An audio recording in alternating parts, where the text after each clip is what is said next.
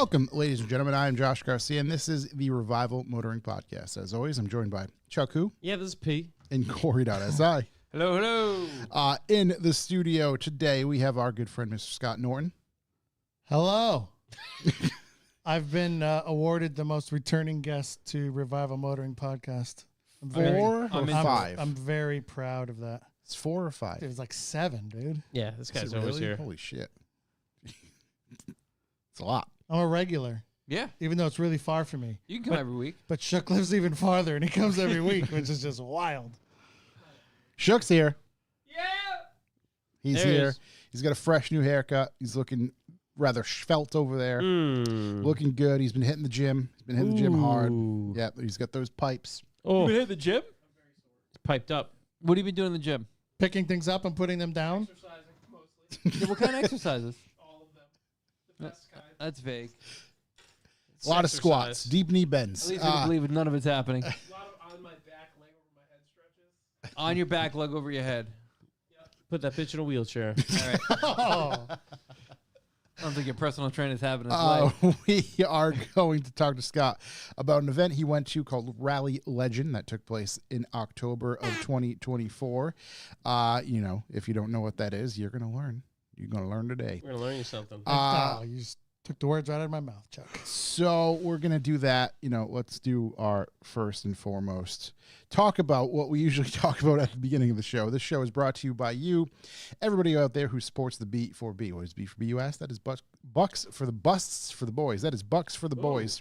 Might be more successful. You can go to our website, revivalmotor.com, where you can sign up for the Bucks for the Boys system. What that is a subscription system that I can't seem to get out of my mouth, where you can sign up there. We'll talk a little bit more about that later on. We also have some fresh merch up there that you can snag. A lot of people have been grabbing stuff, so we really, really appreciate Merch that. game been going crazy. Yeah. Get out of there, grab some stuff. I heard there's a bunch of new stuff going up right now. It's been swell. You're not wrong. We got to get past this Bandit thing first. As soon as I'm past that, then we're going to work on all of the Black Friday stuff.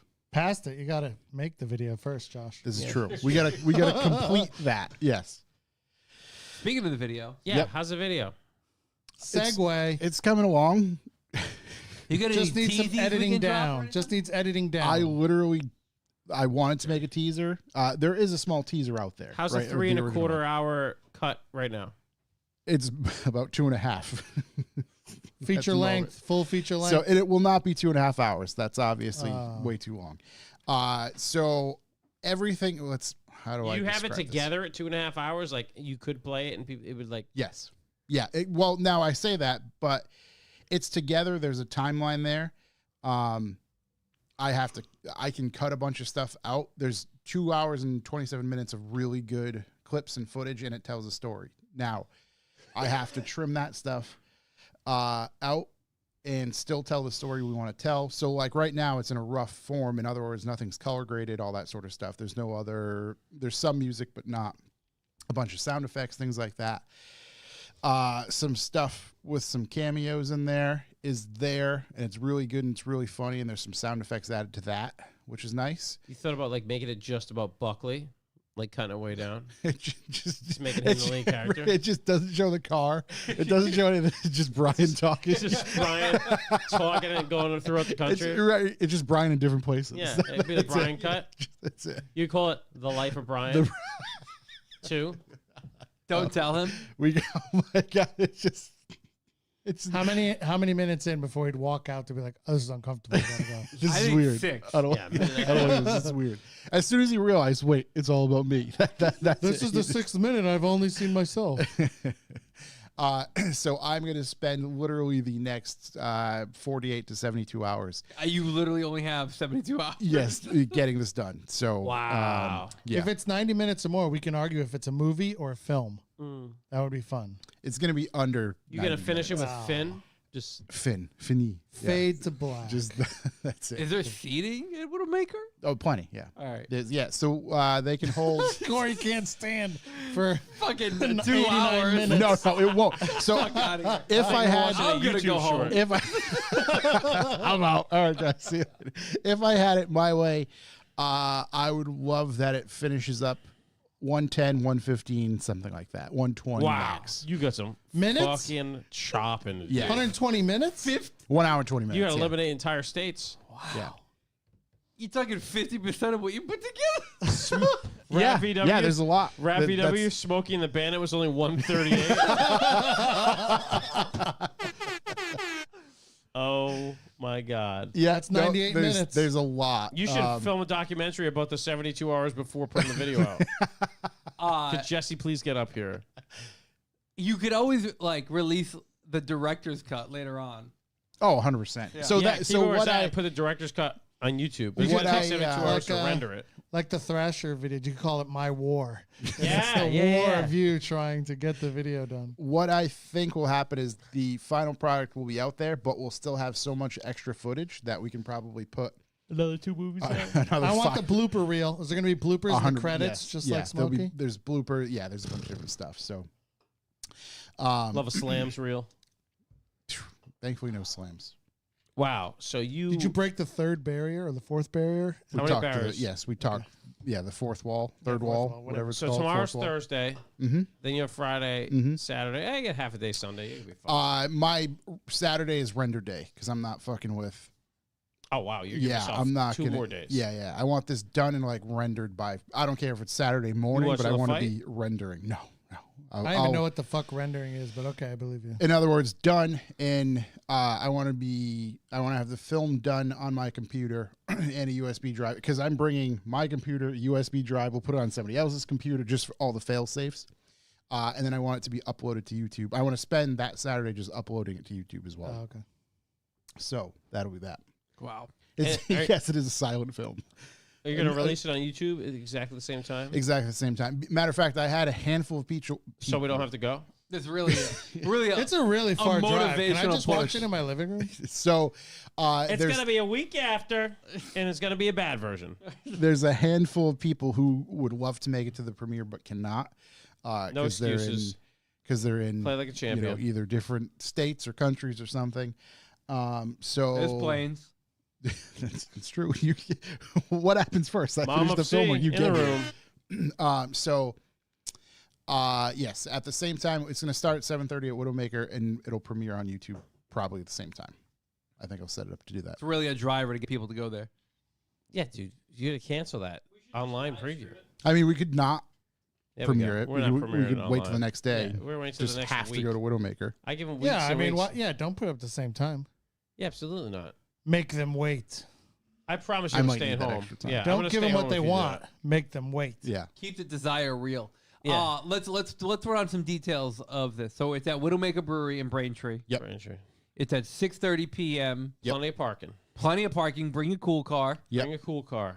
There's movie starting at 7:30 sharp. Yes. Absolutely. There's going to be an intro speech. It's about an hour. Yeah. And then we're going to No, no, that hour is an amount of time for people to go in. No, and then at 7:30 is when the intro speech. Go in, grab their beer if they want. They can. There's going to be food trucks. They can grab some food, whatever. Find a Bone and seat. bread, right? No, it was a last minute switch up. I don't know the name of the new place, but the new Good, place good. is going to have burgers, hot dogs, fry, that sort of stuff. All right. Yeah. It's me. There On, can it's be- me on the Blackstone. American Fair, Corey on the Blackstone. Corey flipping burgers. So yeah, 6:30 is what time you can open and enter the place. 7:30 film. Take about an hour to hang out, chat with people, and grab your beer. Is there a cover charge at the door? Nope. $90. Yeah, you got to buy some beer. Yeah. I'm out. Yep.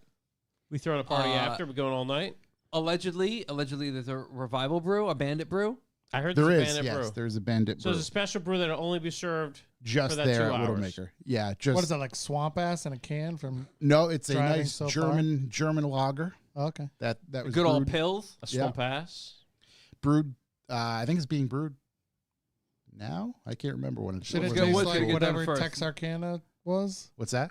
Shouldn't it be modeled after the Texarkana beer across the state line? Whatever? Coors? Yes. Coors. No, The banquet beer. Right?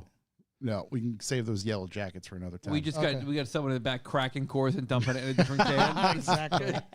recant as No, quick just as throwing- possible. Just throwing labels on it. A keg of Coors, and Yeah. they're just filling the cans. Yeah. So after this podcast, I'm gonna go home and edit. You got Thursday and Friday off of work. Yes. Nice. That's Yeah. good. That's yeah. good. That's I good. took. I have ample vacation time, so I took additional time to try to finish this. All right. Listen, I'm excited. I'm antsy. Big weekend, if I'm honest. Big weekend. Yeah. Big car weekend, right? Big car weekend. Walk City on Saturday. Lock City Saturday. Got some expectations of cars showing. Very excited for it. Yeah. Shook, are you going to Walk City Saturday? It's a fist pump. Fist pump from Shook. Shook's gonna be there. He's driving. I'm fucking sending it, dude. He's sending this bear to the moon. It's true. It's true. He's going to send it. We got to talk to Shook about like all the shit, like him trying to sell the car, or the swap, or the thing. Shook, you coming here next week? Okay. We'll cover all that then because there's a lot shit. to unpack with you. Shook's lot of the catch guest up. next week. It could Yeah. change. It could change entirely by next week. Nick Pizzar in the chat. I just want a hot dog, to be honest. You can get one of those. Are they definitely gonna have hot dogs? They Because that will. like changes my. There's gonna be I dogs. was informed. The great dogs. This is coming in hot. I was informed as of It's definitely doggos. 4:25 p.m. today. I'm gonna hold you down, Corey. Make you eat one. Food truck will have hot dogs, burgers, like tailgate style food. Yeah, baby. Already prepped them about staying after normal closing hours. Ooh, nice style doing a street sesh open invite Saturday. I love that. Doing a little street sesh I don't know competition. if you'd have your street sessions open invite on the internet. I don't know if that's the best idea, but NWX $10 Shook does it show. The movie premiere, definitely not. It's way too far for you. It's like the same. The problem is, I have something every single fucking night this week. Shook has something every single night this week. It really depends on gym, lifting, gym, Jim. Leg day, leg day. back day. my fiance's dad's birthday. Nah, you'd be all right. Yeah. Yep. We're just messing with you. Just He'll have bring another him. one. Doesn't he like breweries? Yeah, see? Adulting sucks, huh, Shook? Yeah. It does. Yeah, Well, it's the worst. that's the brief update on the film. Not brief. Merch? What do we got for merch there? We're gonna have some donut shirts that we just gave away. Donut shirts. Some donut shirts, some posters, and some stickers, things like that. Some miscellaneous stuff from around Around the shop. here. Stuff A we couple found. hats. We have a Mark 432. Yep. Not For for sale. sale. Not for sale. It's not for sale. That'll be there for sure. Getting raffled away. No. Yeah, we're gonna raffle it. Absolutely. $10 a ticket. Not- Be there. not- Everybody who Whoever's buys a left beer, standing, everybody yeah. who buys a beer gets a ticket. Why is Josh not at the premiere? Because the guys tried to give his car away. I might take a black card of the movie. Sleep on the way home. Boom. I'm gonna take the Civic. She's gonna be churning and burning them highways. Dude, I was gonna. I'm getting pressured into taking a cool car. You have to. There's not an option. You can't not. From here to You the take the Honda Beat. from here to the I should. to the brewery, Beat, so terrible. it's not that far. From here to the brewery. Like 40 minutes. Yeah, and it's all highway. Matt And it'll be on Wood, a you would be Sunday, too. incorrect. I'm buying, not selling. Buying? How many buying? All of them? Anyone that pops up, Still buying. Do you have one of every color yet? Nope. This man's liquid. What color you missing? I definitely want a blue one. I thought you already owned a blue one. That's my I bad. don't. well, we understand. Blue and black are the only colors I'm missing. What blue is the blue? Some pearl blue. Okay, Corrados. I gotcha. all right. All right. What else do we got for callbacks? Now We gave a covered- shirt away. Josh mentioned it. If you'd like to leave a callback number, press 2. Josh, who'd you give a shirt to? One of our favorite people to see on every Wednesday, Andrea Milanakis. Andrea Milanakis. Just Who runs, she she yards runs our away. favorite secret vape shop right down the street. She always comments on our donut. What's she say? What does she call them? Donut sword. Donut swords. Donut sword shirts. Yep. And Josh found out of the grace of his own heart that he'd go there and give her a shirt. Did we talked about it last week? Last week we Yeah. talked about giving Wasn't her it one. somehow it was just like because I even made the comment before of I bet she says a comment about my shirt. And sure enough, I'm checking out and she said, "Oh, you're wearing the donut shirt today." that's a nice Some- shirt, whatever huh? she said, I can't remember. I'm a fan. And then I think we came up with the idea of just give her a shirt. And she couldn't even find the words. Nope, just lost, distraught. When did the Pooh sing that? That was it. Oh, when did the Pooh run his place? Sounded a bit like a hamster. We take those noises My as a back positive. was turned to her when I first heard her talk, and I almost Yes, fell over in the aisle. She was very pleasant as always. You know, Absolutely just- pleasant. It's really good to have on the revival team. We should make a shirt of her. You know the crazy thing? Yeah. She's never known where we came from. No But idea. now she has a piece of merch with our name on it. right, right, and she Do you think she's going to Google it? I definitely. Probably. Do you think she's gonna wear it? She could be watching the stream right now? Yeah. Dude, I hope she's Andrea, wearing if you're out there. You're the best. she is the best. I loved your hat. The interesting thing is, we're there almost every Wednesday at like the exact same time. Yeah, dude. So it's just at some point you have to be thinking like, what are these dudes doing? Like, She's unbelievable. I mean, I would. Why are they what's here going on? I'd be Wednesday like, night what at gay 6:30? convention you guys go to every Wednesday? Is this a couple? 3? This is a trio? What's happening? Wednesday at You guys 6:30. menage every And Wednesday? matter of fact, and we often go in there with other dudes. Oh my So god! it's like there's us always a 3, but three and a somebody rando. else. We always bring a random fourth. Wow, should that play was it. me tonight. We should Yeah. play it up a little more. She thinks you're going airtight. Yeah, dude. Going there Ski tight. pole. Got a bear this time, I mean, boys. didn't help you two were there, criticizing the baklava on the box. Who was with us last time? Oh, Sloan. Yeah. Brett, Had yeah. a twink that time. Went from twink to bear. That wasn't very nice, Chuck. True. Brett knows I love him. Big shouts. Oh, big what a shouts to guy. Brett. What a guy. Moving right. You got to support your local businesses. You got to support true. local businesses. You know, we get a dream. And Yep. Andrew Milanakis is the end of that rainbow. Big Oh, I shouts. thought you meant Brett's local business, a private Porsche dealership. Oh, I've been trying to support that place forever. One day I'll be able to buy a T-shirt there or something. He's going to sell some of that merch. Print on demand, Yeah. Sloan Motors. Yeah. Yeah. Figure that out.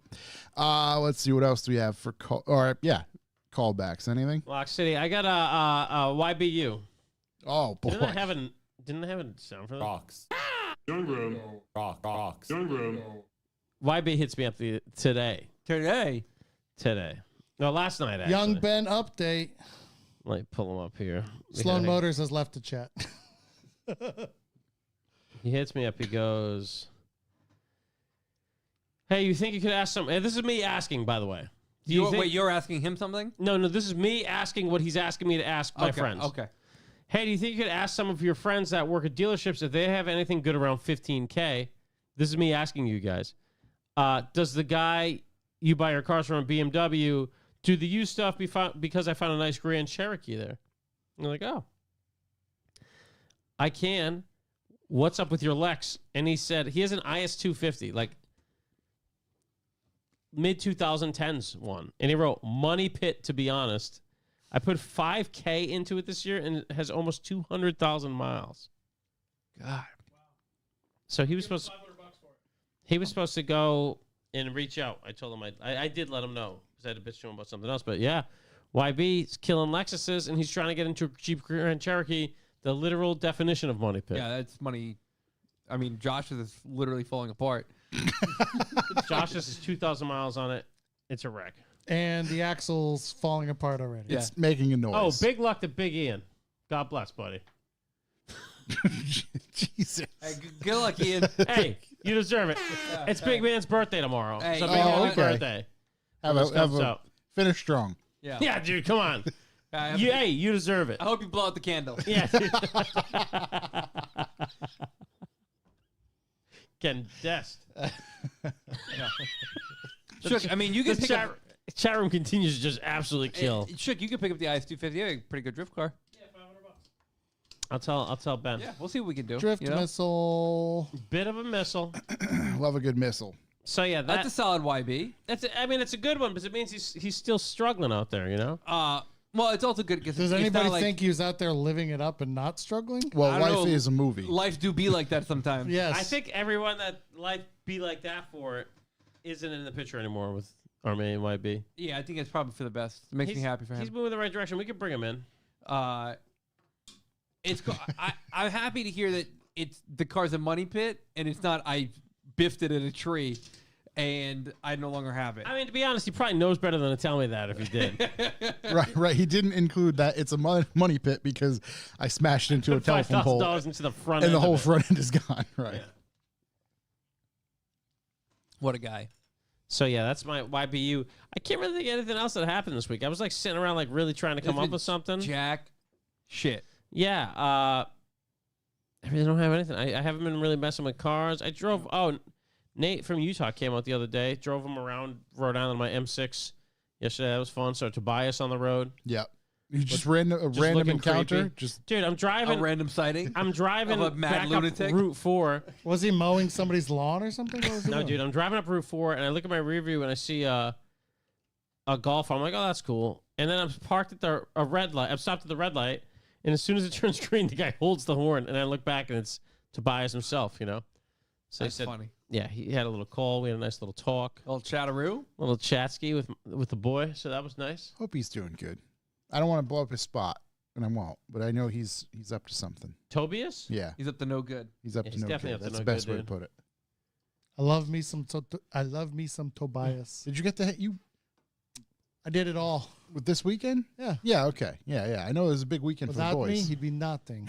Oh, I heard all about it. I don't know. weekend for I don't know boys, anything yeah. about what you guys are talking Oh, about. I heard all about it. How many grills does the Lexus have compared to his Audi?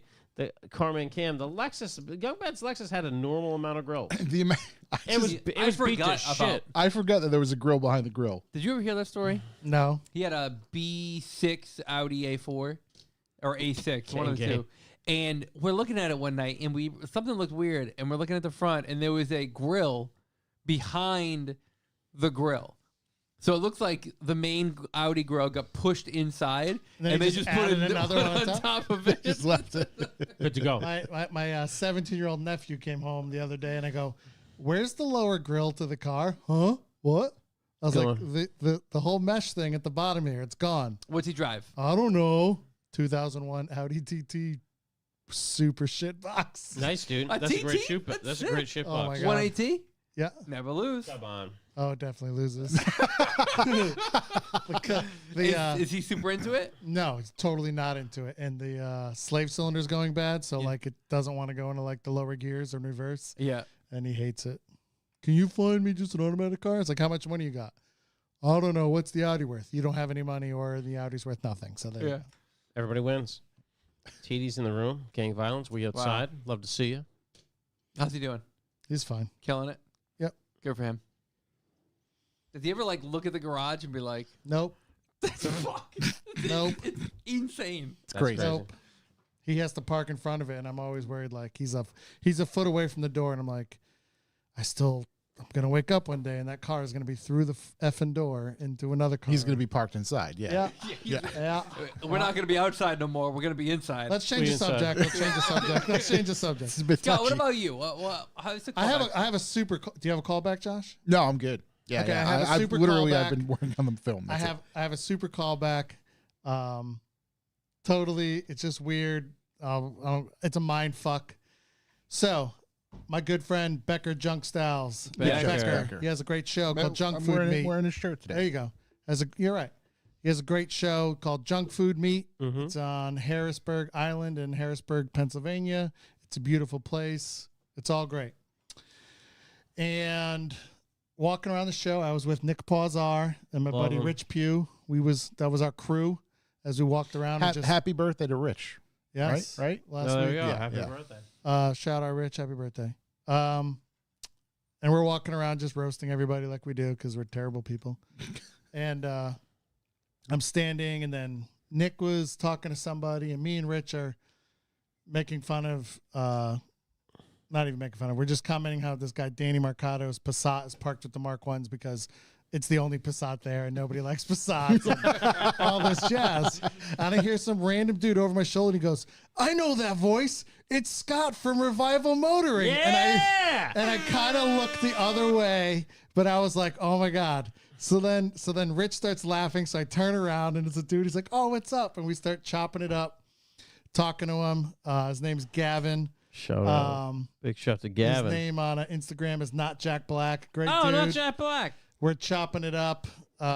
He's with his girl. I don't know if they're married or not. Big shout to the They're girl. talking, and then we're just talking. He's like, "Yeah, they just bought a house down Baltimore somewhere, some Baltimore neighborhood." And I was like, Be more. "Baltimore?" Be more. I said, "You live in Baltimore? This is the king of Baltimore right next to me here. This guy, Rich Pugh." And they're like, "Oh, yeah." I was like, "You ever heard of Johnny Rad's or Snake Hill Grill or the Royal Blue?" He's like, "What?" He's like, "Yeah, we had our first date at Johnny Rad's." I said, "Well, you're looking at the fine owner of the establishment. proprietor? Right, the No. proprietor's right here." Oh, And they're that's like, super "Get out cool. of here." And we start again chopping it up. This having a very good Rick times. Pugh in our chat right now? Yeah, He's yeah, a right. restaurant owner? Yeah. Yes. Come on. He's a restaurateur. Come He on. owns multiple. Success all over the place, Revival World. Oh, he makes me a banging pizza when I go down there. Let's go. If people in this room would ever leave New England, it's a great road trip to go to What are Baltimore. you talking about? I'm focusing on one person here. Ever leave I New know. England? I'm not doing it. So anyways, we're chopping up, whatever. So I'm not fucking leaving. then there's a hot dog eating contest at Becker's show, which is hilarious. Which just the term hot dog eating contest it's makes me like get okay, giggly. so he researches it. It's all the special rules. You got to have a glass of water, not a bottle of water. It has to be a cup of water. It's got to be 10 minutes. You got to have condiments available if they want them. All this jazz. Becker's details, man. Right, and it's super legit. He wants to charge $25 a head, but he like barely promoted it. And he's like, "You gonna be in it?" I'm like, "No, I'm not gonna be in it. I'm hours away from home, and I gotta drive home that night. I ain't trying to be that guy." Fucking shit my pants the whole Right? ride Who home. knows? So he tells me he What gets car were a- you in? What? What car were you in? Porsche 964. How long of a drive is this for you? It's like 4.5, 5 hours Oh, for that'd be traffic. painful from here. Right, that's what I'm saying. Well, that's Staying at your house. all right. I'll circle back around to Gavin, not Jack Black, but so Becker gets like a roll sponsor for the hot dog rolls, and then he has a bunch of friends and family helping with the show, whatnot. But he's not advertising enough. The show is so big, it's so spread out. Like, how do you even know that there's a hot dog eating contest going on? All this jazz.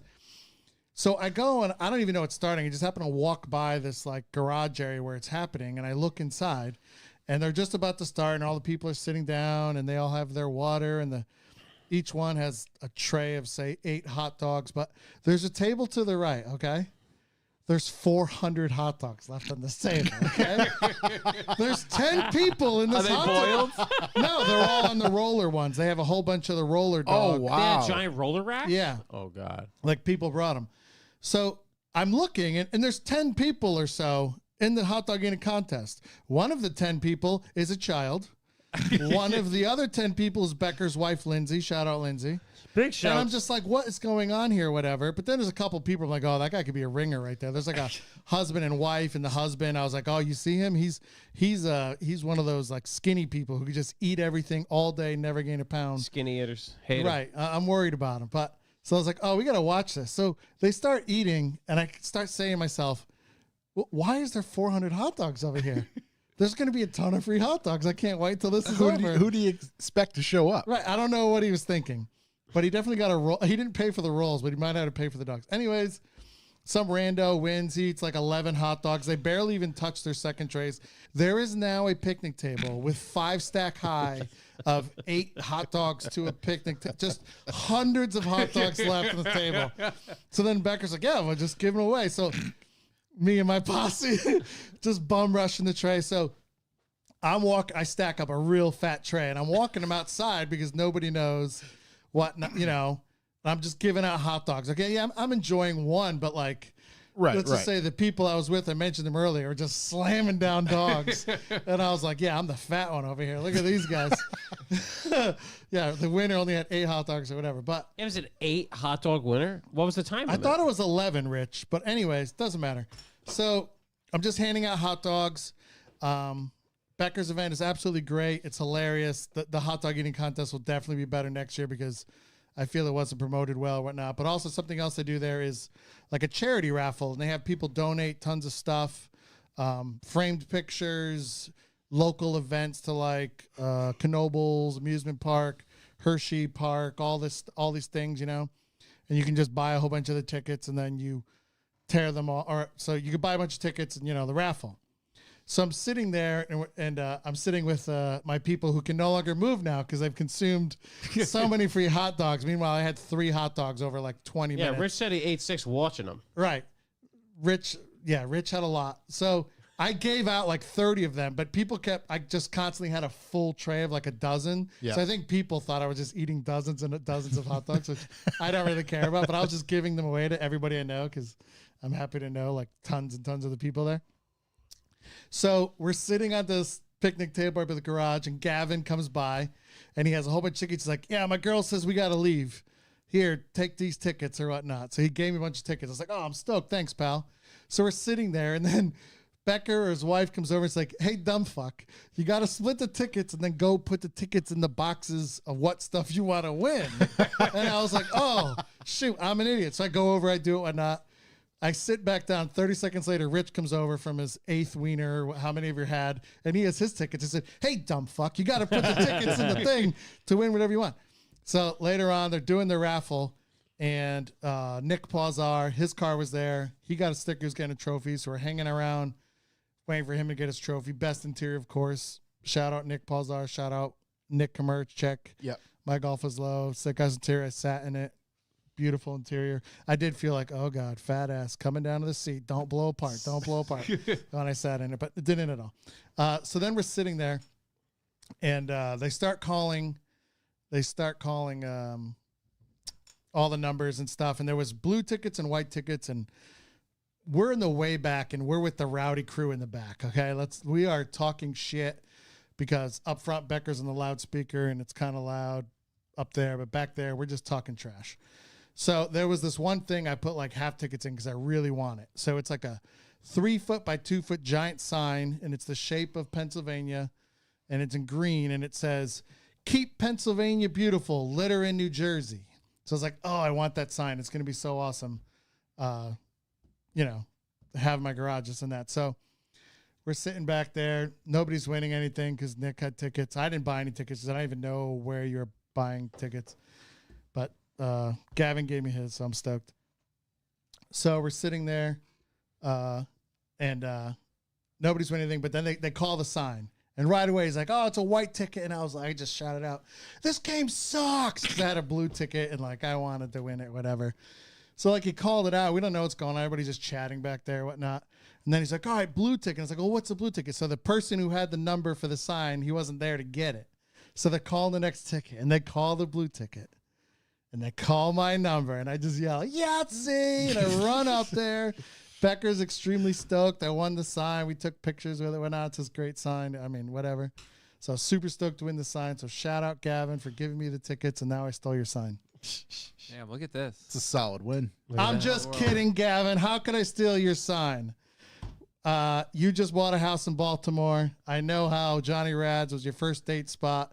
Your sign is waiting for you at Johnny Rad's in Baltimore. Wow. For you to hang up at your lovely new establishment with you and your girl. Wow. I put the magic touch when I was told I was an idiot, and I split those tickets and I put them into the Just gave it that extra luck. Keep Pennsylvania Beautiful sign. So your sign is waiting at Johnny Rad's. That's a hell of a Baltimore. maneuver right there. What a But guy. That's I was awesome. totally How freaked out. I was generous. like, I know that voice. Scott from Revival Motoring. And like, oh my God, it was the weirdest feeling ever. He's like over my shoulder. But shout out to Gavin. I forgot your girl's name. I'm so sorry. Big But shouts. Your beautiful sign. You got it. Go get it. Johnny Rad's. That's awesome. Rich has it for you. That's super cool. And please take What a guy. take a picture when you go get it. Yeah, so you we need can to see it. tag me, Yeah. Revival Motoring, Be all awesome. the boys. Tag And the everybody crew. else should go to Food Tour Baltimore, all of Rich's Where the spots. hell was I? When? You were When? in. I think I was in London. London. Yeah. It was wait. I Hold think on. you guys were in London that weekend. Yeah. We Yeah, I was gonna say. Because So, you yeah, I guys, just went wanted- to Formula None before then, right? Yeah, we did Formula Yeah, on that was the weekend. Saturday. Everything was going on. Drove down there, hung out all night, and then we went to the show the next day. Nice. Shuck, how many hot dogs could you eat? Regular size or big? Regular hot No, dogs. regular old size. in a hot dog eating contest. Shitty dollar buns or what kind of buns? Slight He's upgrade from asking about shitty buns. dollar bun, but not anything crazy. Do they have the crust on the side? Oh or my they- God, he's asking so many goddamn. They have the questions. crust on the side. Shook's thinking. Now he's asking serious questions. How He many sounds- hot dogs this you makes could me eat? sounds like a think- real pro over there. Right. Plain? Hey, what's What? the They're plain. You could add if you wanted. what's the The time limit? National Hot Dog Eating Contest rule says 10 minutes? condiments must be accessible for participants that might help them. I'm going to say 8 minimum, but if I had to really... Shook's going You have 8 you have minimum. 10 minutes. Nick Pausar had like 7, and I was like, "What?" He's like, "Yeah, that 7 one's really put me over." And he's like, "Oh, was that 7 or was that 8? I don't know." And I was like, "Are you kidding me?" Rich, yeah, Rich had more than 6. I'm pretty sure Rich had more than 6. I think he had 6 during the 10-minute contest Yeah. when he was just watching. Corey's mom in the chat room. Corey would never touch a hot dog. That's correct. Mom of ridiculous. Corey. How I'm do you gonna feel- have him to have. I'm gonna get him to have just It's one. disgusting. What about brats? It's not disgusting. Brats or sausages? Oh, we have this conversation All right. every time. Listen, sausage is I great. was just I Okay. just traveled to Europe. Yeah. Hot dogs are part of my life. Yeah. So I'm discussing it with my Euro friends. Do you get So German in long Holland boys? and German, it's Wurst or sausages. Yeah. But let me tell you, son, when you cross that border and you hit Italy, it's a hot dog, and it's all the same. Yeah. No, thank you. At the in the German restaurants, they I get had those two giant Italian hot dogs, I had dude. two big San ones. Marino hot dogs, and get they the, were delicious. They get the big hot dogs in Germany, dude. Somebody posted a photo Big today, boys. like it was just along the lines of, it's like this dude holding a bun, and he's at Costco, and he's like, Costco, what am I supposed to do with this?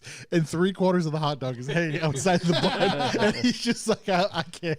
And then I think it even says, I don't want to. I wouldn't take a bite of this if I was in my house with the doors locked and the blinds closed. Just staying little. It was so good. Yeah. Quick pocket blade. Nip the tip. Let me just get this started. I think it's So everybody who's listening, you should go next year to the junk food meet. Yes, you should go It every was year. Nick Paulzar's first year, and he was like, "This is amazing." Rich Pugh, he's only like hour and 15 minutes from there, and it's amazing. Great time. Weather was great. They have a gazillion food trucks there. Never mind the hot dog eating contest, and then the first food truck I bought from was so amazing. I didn't get to sample all the rest of the food trucks. And there's lots of cars. All make shows. Bring your walking shoes and your appetite. Becker Walking knows how to shoes. do it.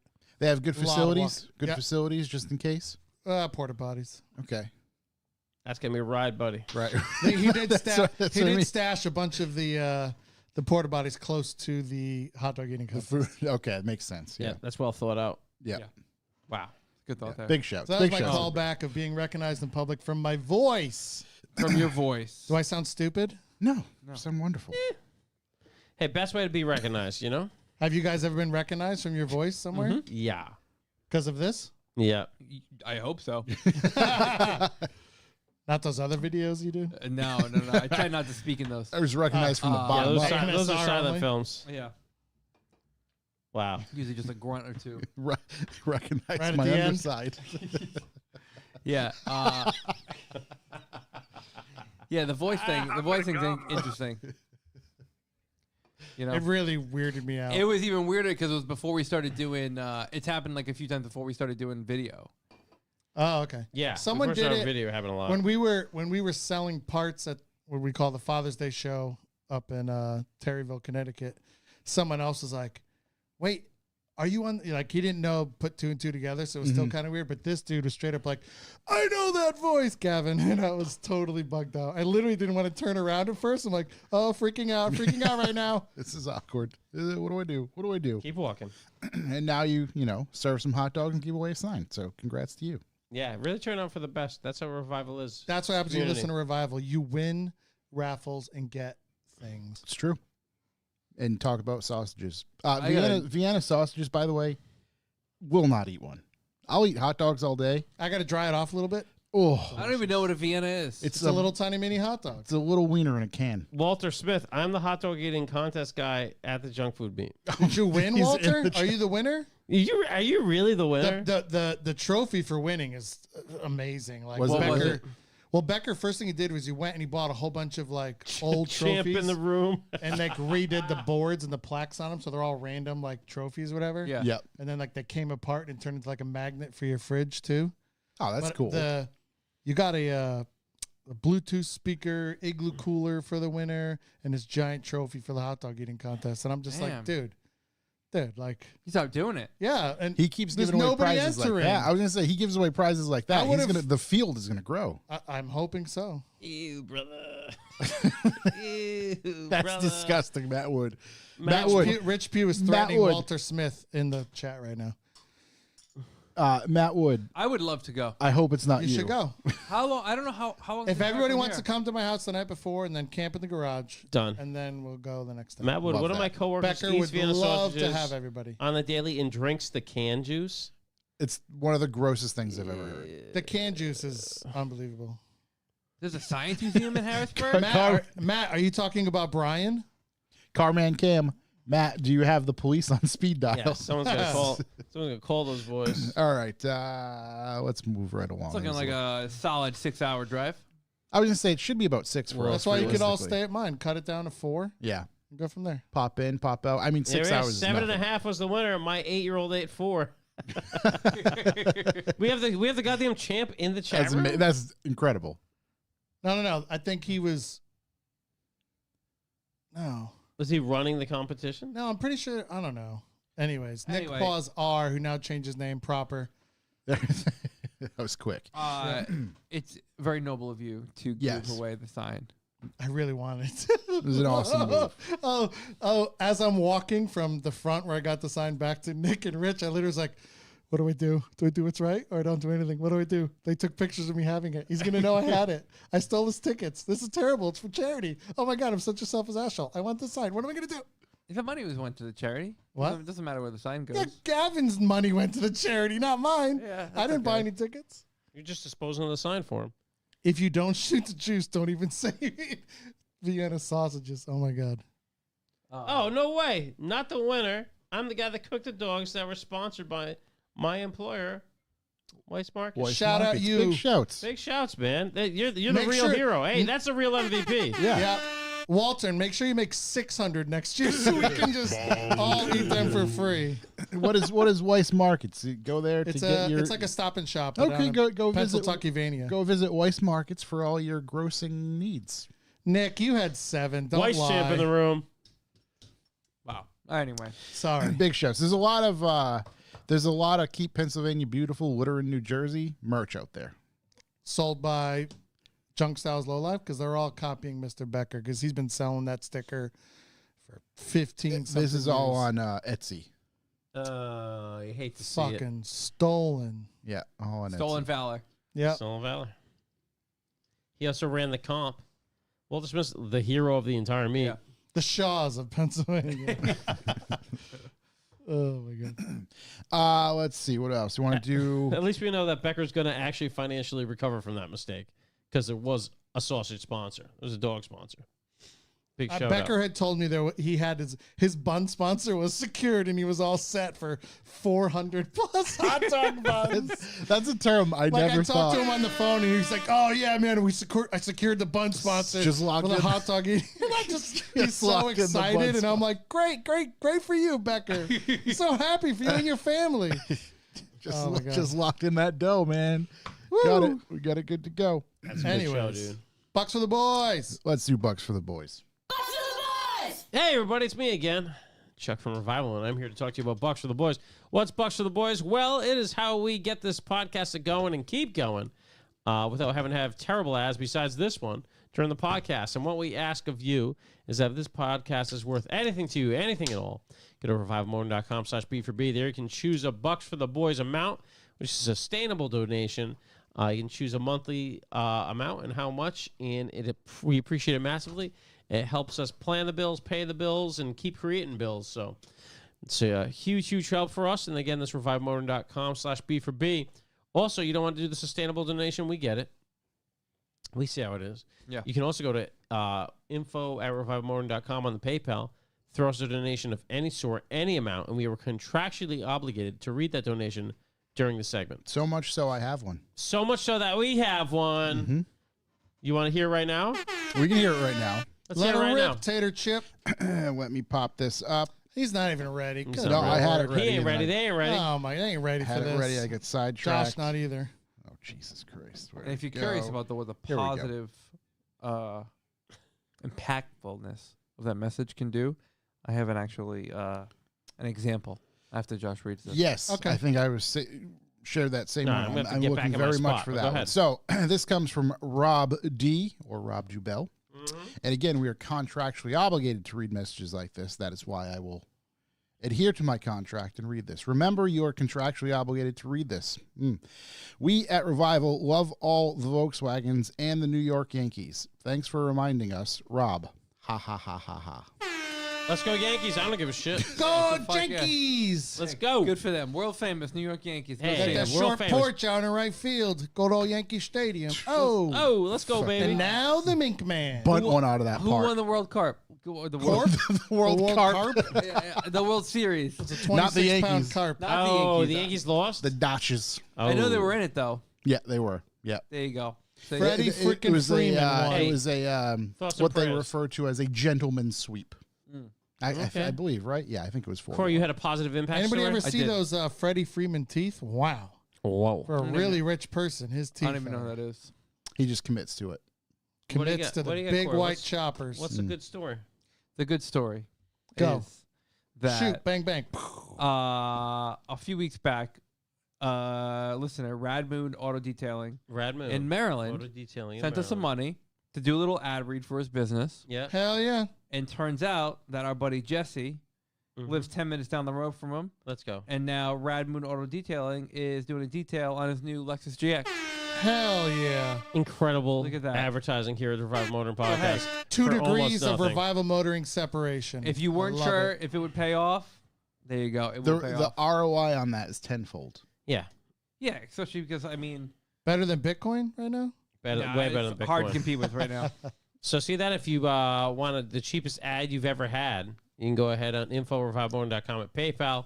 You're contractually obligated to read your message here during this. I should have portion made of you the podcast. read an ad last week that I was going to be on this week. You should have put a little It's going to hype. be the greatest show known to man. Put a little hype promo. Wednesday. That's a very good idea.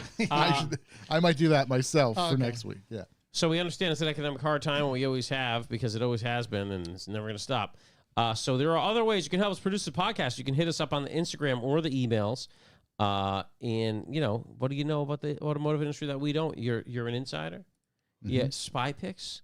You have something funny we can use in the podcast. Just hit us up. Help us produce. I've been getting a lot of not necessarily spy picks, but picks of vehicles that are coming stateside that we are not being sold, Okay. but they're being here for like show and display purposes. Yep. And they're all really cool. I was Okay. asked not to share them, understandably so. Sucks. But we Share get to 'em see 'em. anyway. We get to see them. I've Because been. they're at SEMA? No, Oh. no, these are manufacturer cars. Ooh, sick. Yeah, I get some good info in the Instagram chats, and I appreciate it. Yeah. Also, obviously, the word of mouth is the only way this podcast spreads. The best way. We know you're a car guy. You know car guys. Why don't you tell them about us? You know. Mm-hmm. Hey, take it to the next level. Force people to listen to the podcast. You're on a long drive, coworkers. Boom, it's on. You're in an airplane, going 8 hours away. Maybe you're going to Bali. Speakerphone. Boom, loud as it can go. Let them know. We appreciate that, and it costs you $0. So that's easy. Word of mouth. Spread the word. And then we get to oh god, what's my next part of this whole thing? Tell everybody. Oh, the best way to ever watch a podcast, and that is at about 7 p.m. Eastern time every Wednesday. About every Wednesday, you hop on YouTube. We go live. We have a beautiful chat room of friends Now in 1080p. and family. Now we're in 1080p. We got a new computer. We get an exclusive pre-show Big shouts to show. live to the live from the chat room, and you guys help us massively. We love the goddamn chat room, so hop in on that. You got to do it at least once. You know, we appreciate you, and we especially appreciate you guys in the chat room harassing us. Yep, it's always fun. Keeps things going. Yeah. What else you got? We harassed Brett Sloan that he left the chat. So if you want to, you can go to our website, revivalmotoring.com, where you can sign up for the B for B. And if you are, you automatically, if you are sustained, we are talking sustainable donations here. If you're an active B for B subscriber, you automatically enter to win some stuff from us at the first of every month. We pick a winner from our list, and we'll send you some stuff from time to time that we made or that we have kind of laying around, whether it be some stickers or whatever, air fresheners, postcards, things from the studio, whatever we can find. If we have people donate stuff to us, which we often do, a lot of times they share stuff for us to share with everybody else. So we like to do that. And you know, we try to reap those benefits and give them to you as well. So with that said, each and every week we have a way to judge the prior episode. Corey, what is our number for last week? Big numbies this week. Big numbies. Big numbies. Hard dummies. 30 cents. Holy Lord. Wow. What do we have? One listen? That's crazy. Hard numbies, boys. Yeah, we're still in the single digits, but yeah. No, 30 cents. Big numbies. Big numbies. Big climbing. great Big climbing. numbies. I have to say, I think the tipping of the scales might have been the overwhelmingly generous donations we had in the chat last week. Oh, we We had had one. We had a big Mr. Sloan. Mr. Sloan. Yeah, Big Sloan donation. He was here. $99.99. here, and then he got home and put that in He there. pays to be on the podcast. Yeah. Wait, he was here? Yeah. Earlier? Yeah. Oh, I Last screwed week. that up. Where were you? Sorry. He was like, "Oh, I'll just come out with you this week." I was like, Psh, "You're not cutting into my time, bro. Get the hell out of here. Get your own show." It's my airtime. Little did you know. 30's not even close to the highest. No. Let's see. It's pretty high, I though. actually can break it down for you. I'll tell you what the highest was. Where I'm are you? rich, bitch. Un momento, por favor. Josh shaking his head. No. not even. The highest ever Oh. was 98 cents. Whoa. Yeah, highest ever was 98 cents. Let's see. Second highest was 44 cents on April 24th, 2024. Third highest was 34 cents on April 17th. Are these all the times that I'm on? We'd have to look back. Episode 300, I'd assume so. 301, 302, and 306. I Unbelievable. think it was episode 300. You were 300. I think it was also a Sloan donation. Yeah, probably. Brett fixes everything. This is actually our fifth highest. Yeah, buddy. Top Look at 5. that. Just off the Mount Rushmore. We're right behind on the side there. Nobody can see us. Yeah, yeah. That's it. Bless you. Shook. What the hell size Zoom fans tech. does this thing have? Fans? Yeah. It's making my arm cold. Dude, I'm like, why am I cold all of a sudden? You got a cold And I breeze put blowing my up your skirt and I over put there. my hand over this, and I'm like, oh my god, I can feel it. Yeah, it's That thing's nice. Marilyn Monroe. I'm you gonna, under Yeah, I'm there? gonna shaking his pipe a undies. tube right into the fucking pant Are leg. the other people going Ah. to be able to operate that much machinery? No, no. No one's gonna They'll be be able to deal with calling me or texting me almost instantly. I'm sure. The graphics card's running at 18C, which is dummy low. Josh, No, you no, don't for- come here and offer IT support for your fellow Revival Motoring podcast? By now, if they can't figure it out, holy. No, they should be able to figure this one out. Just power it on. Dummy It's all the low. same. That's what we Big purposely unit over Shook purposely set up the profiles ahead of time just to get it all sorted so it could And be at as, that 30 as seamless cents per as possible. listen, Shook gets like what, 27 cents of it? This week, for sure. I'm just, just living my best life. He's just here looking all schmelt. With that Living said, my best life. let's breeze through this.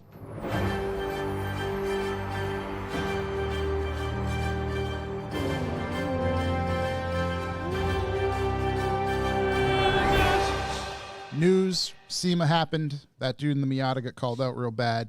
Miata? That was really funny. There was a blue Miata Mm-hmm. that had what was shown to be a Lamborghini motor popping through the hood with 2 gigantic turbos. Hashtag nice styles. But as soon as anybody with any inclination of how things work, they went over there, looked at the vehicle, and certainly there was like a Chevy small block underneath with an adapter kit for those Lamborghini intake manifolds to pop on that. Love And that. then it was just, it couldn't run and blah, blah, blah. I guess people were asking the guy, I don't know if it was to the point of like harassing the guy or whatever, but asking him so much so, and then the internet kind of caught wind of it.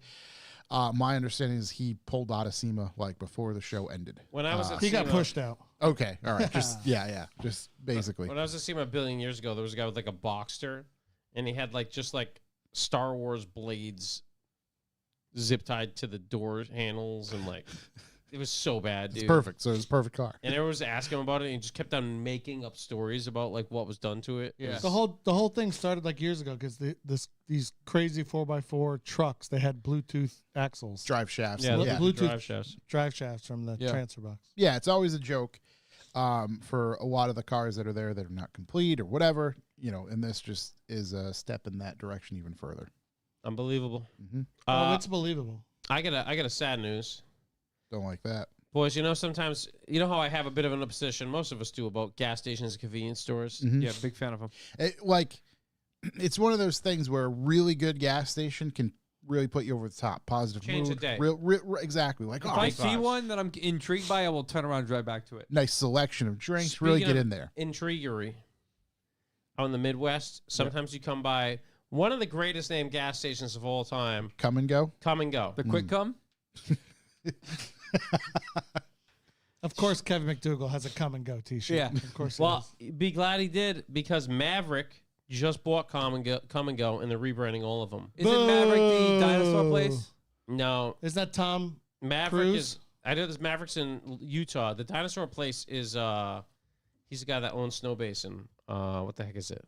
Oh, they're talking about Tom Cruise Oh, in the God. Navy. In the Navy. What's the dinosaur one? Sinclair. Sinclair, yeah, Yeah. Sinclair.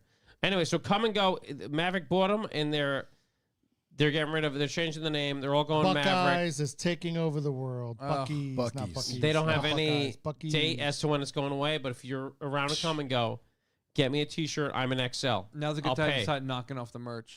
Yeah, we need to get some come and go merch. My wife went I to think we Buc-ee's and she bought a hoodie. And then later in the news, like a week later, she saw someone died, some kid like tragic death. And the picture they kept putting on the screen was him in the same Buc-ee's hoodie. So now she won't wear the hoodie because she thinks she's Dude. going to die a horrible death also. That karma's bad. Yeah. I got a merch idea. Send that hoodie my way, dog. I could probably bring it for you. Merch idea. Come and go logo colors, right? The colors they use. On the front, it just says revival. It says we come. On the back, it says motoring. We go. Let's not forget this. Let me put this down right Sounds here. very male, chauvinistic. Come and go. I We're about got to to- play to hey, our audience. Shirt. We're a bunch This of is tough guys. Real tough guys over here. I think we have one female. They'll buy the shirt for someone else. Yeah. Okay. God bless. There's a shirt I think I forget what the hell I said. We come, we go.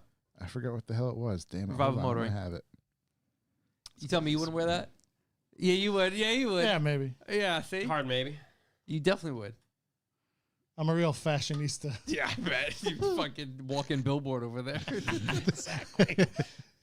One other news I have. What do you got? It's not great because there's not a lot of great news this week. Golf R 2025 upgrade. Oh, I saw this. Playing to our listener base here. It's got 328 horsepower, 13 more than last year. New headlights, front bumper, makes it look more aggressive. Actually does, looks pretty decent. Nice. And you get the Euro style package, which Ooh. has cloth seats. This is the Corey package. Yeah, Cloth yeah. seats, sunroof delete, Yeah, big fan. the Action Bronson titanium exhaust, Oh. Akrapovichka, and 19. Yeah, Mr. Polash. How are you supposed to say that, really? I don't think it's Polish. Akrapovic? Akrapovic? Something like Well, I that. thought you were Polish. How you say it in It's Polak? not a Polish word. We didn't even have V's. Oh. Uh, I thought it was a Polish brand. I mean, if it is, they added the V. Yeah. Okay. And then 19-inch rims that are 20% lighter. 20%? And you that's can a get a big black percent. edition. What does that do for me? Everything's black. No, I don't Yeah, they like blacked that. the whole thing out. And it has a 12.9-inch touchscreen now. Bigger touchscreen. Come on. Really? Are you serious? It has a larger touchscreen? Yeah, dude. The whole damn dash was a touchscreen. Well, it's What's a the bigger new dash. price point on this? I think Have we crossed the $50,000 TD's mark? just wrote $95,000. wouldn't be surprised if it's. I wouldn't be surprised if it's 48 grand. What do you mean the one now is the 48? current one's- I was just Oh, it saying. is? I think Yeah, that that's thing's right. I don't going to be even know pushing how much. 60. Like, I wouldn't bet No, that's I think 55, 56. I think they 50 tack, plus? I think they tack on a few grand for it. I thought they already did the final. I thought last year was the final. We're back, baby. We're back. And obviously, this isn't available in manual shift, right? No, This it's is a the direct shift DSG. only. Or They whatever won the it's vote called by a now. landslide. They're back. It's going to be incredible. We're back. That's great news. Yeah. That's great news. I hate the news. Me and my brother's trying to sell his. If anyone's looking for That's right. a brand new one. Yeah. That was my shirt idea. It was going to bother me until I found it. I'm going to screenshot it now. All right. You never, you never lose when you finish first. That's what it was. I have a quickie Love because that. I'm just Of course you do. not that interested in the news this week. But I mean, we drooled over the Mazda SP rotary concept thing. Mhm. It's coming, baby. It's coming. So Masahei Nakayama, Mhm. I'm butchering that name. He's the general manager of design and division at Mazda. Was quoted saying, "It's been designed with real intent to turn into a production model in the not so distant future." Pretty impressive. Hey, quick, Errol's Auto Works in the chat said one selling point is the real buttons on the steering wheel. Not so fast. The R doesn't get them, only the GTI. Yeah. Boo. Wow. Boo. Oh, Errol's my friend. Oh, Matt Wood, Akrapovic is pronounced Akrapovich. I think he's messing. Akrapovich. Akrapovich? I'm in. Love that. Anyway, Nakayama. He says Nakayama. Despite it being a show car that was put on display, every aspect of the SP styling was done according to real production standards. Love that. Everything from the engine bay to outward visibility. The more time you spend looking at it, the more the car will reveal itself to you, which is Ooh. wild. I like that. It's like a beautiful lady. and it really shows how much we wanted to make And in you're a on the car train. that It manifests gets worse. Mazda's commitment for the future, especially in terms of sustainability and the future role of our rotary engines. Love that. It's going to be a 2-rotor, allegedly. The target for the powertrain's total output is 365 horsepower sent to the rear wheels. Love that. The rotary is going to juice up the battery. So this is never going to work. Technology, can't, This is help why I hate the itself. news segment. Hey, Yeah. There's no good news. it can't help itself from just being simple. hey, maybe just me, but the rotary never really worked that good. It's going to Yeah. charge up a battery now. I Yeah. mean, maybe it'll charge up battery. Let's make it a little more complicated. It's All so- it's going to do is charge a battery. Yeah. Somebody's gonna go to turn it on. It's gonna burp, burp, burp. Yeah. That's it. That's it. That's all it's It gonna just happen. it bounces limiter for a minute and charges the battery. I hope there's a charge port on this, so at least you can charge the electric portion of the vehicle So at and least you continue can to use it. Drive the car you buy. Yeah. So listen, it looks good. I think they probably could have taken one of their Sky Active 4-cylinders and put it in there that at least works and people use. Sky Active. Like the Mazda 3 gets the Sky Active 4. People love it. It's great. Put it in there. we need that on that. We need to record that button to just have it. But yeah, that's all I got. It's like you're selling a cologne. I'm dying to see that car on the road though. Yeah, dude. Yeah. Who saw Nice. the moose that Hey, I'm broke dying- into the BMW I'm shop? dying to see that Oh thing my on a tow God. truck. Yo, I would have before I hit that 8 Series. I would have just unloaded on it. Sorry. That moose, See you. I don't know. full-fledged moose, entered a. It this is- stomped a mud hole in that 8 Series. Yeah. That it must have been seeing that And red, just- I couldn't believe it. That was not in America, right? No, I think no, that was in no. Germany With somewhere. the names being used here, no, there's no They way. got moose out there though. Apparently, I thought moose were from here. I don't know. No, I'm pretty sure that was Scandinavia. Yeah, Scandinavia. Oh, yeah. they got them up there. Oh my, located in Sweden. Yeah, big boy. Oh my God! So nobody had a The clue moose what was going population's on. around 400,000. Yeah, dude, you pop that thing, no problem. Holy shit! Hey, couple- 400,000 meese. Couple shop pops. Are they nobody's allowed the that out wiser. there? Dear. No. This moose, dude. That moose must have been high on salvia or something. It got It, into a. it looks like it stomped its foot Actually, through the front of the nose. Isn't Sweden where everybody's armed in Sweden? I thought. Are they? This moose No, is I armed. could be thinking of the wrong. Armed with European I think bad it's fucking Finland. attitude. I think it's Finland now because they border the Ruskies. No, they were too, but I thought Sweden. I just every chance I get. I've seen this photo 100 times. It's still funny every single time, and that's this moose just hanging out the front of a car. I can't. I'm sorry, Switzerland I requires don't know how. ownership. I don't know. I assume that moose is alive. It's not rigor mortis yet. So, How about the guy under it? no, probably not. Wow. Dude, is that a moose in the sky? It wasn't in the sky until Hey, it came in yo. contact with that car. Wow. Maybe it's Moose. like a caribou or something. I mean, there's a reason why auto That's not a real manufacturers photo. do. No, Get this outta isn't. here. That's not real. That's no, real. That's a. There's a reason why I want to believe. manufacturers do the moose test. Yeah. Because it's not a good scene. Dude, this moose got in the shop and beelined for that 8 Series. Wrecked it. Had such an issue. Did they go out the window? It looked like they went out the window of the shop. Yeah, such an issue with that 8 Series. Yeah, God. not a great time. Anyway, that's all I got. That's all that's important. The moose and the rotary is going to power in an electric engine. Yeah, Don't bother. yeah. I want to talk to thing. Scott. Scott, Blow the It's whistle. not going to make it. we have the whistle. Clear the stage. Headphone. Let's go. Get out of the road. Safety car's coming. You crazy Eastern Europeans. Shook himself. Shook his pants. He had no clue what was happening.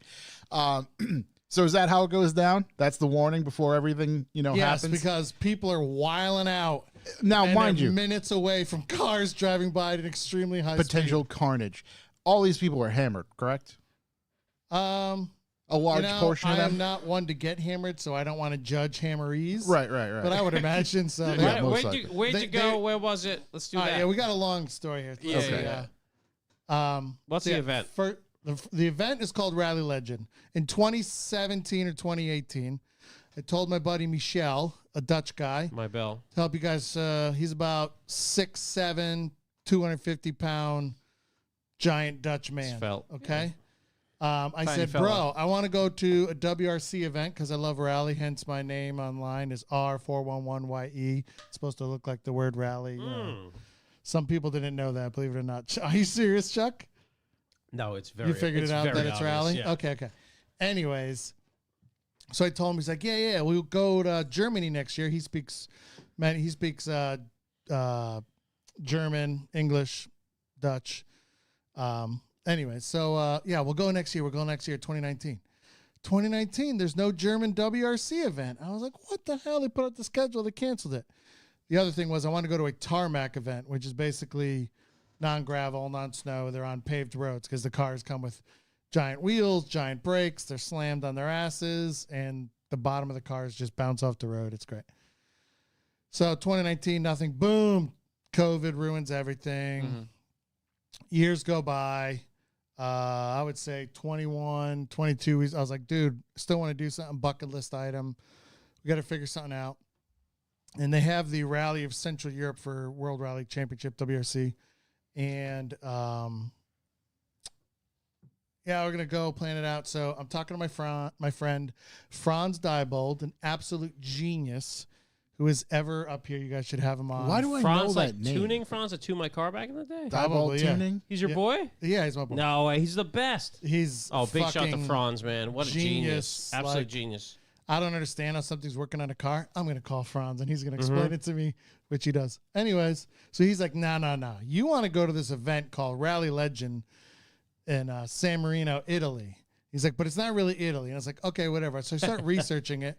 And what do you know? I've seen a ton of videos from this event, but I don't know. Europeans in general just suck at social media compared to Americans because they're not tagging it right. The hashtags, like, this year now is about 1,000 times better than last year for the event. But anyways, I started into it. So I hit back my buddy, Mish, and I'm like, bro, look at this thing. We should go to this thing. He's like, fuck it, let's do it.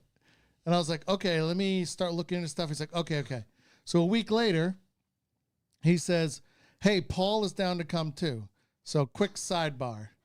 2010, I'm at Wörthersee in Austria, VW event. Everybody hangs out at this gas station, Shell station, but then it became an Eni station or whatever.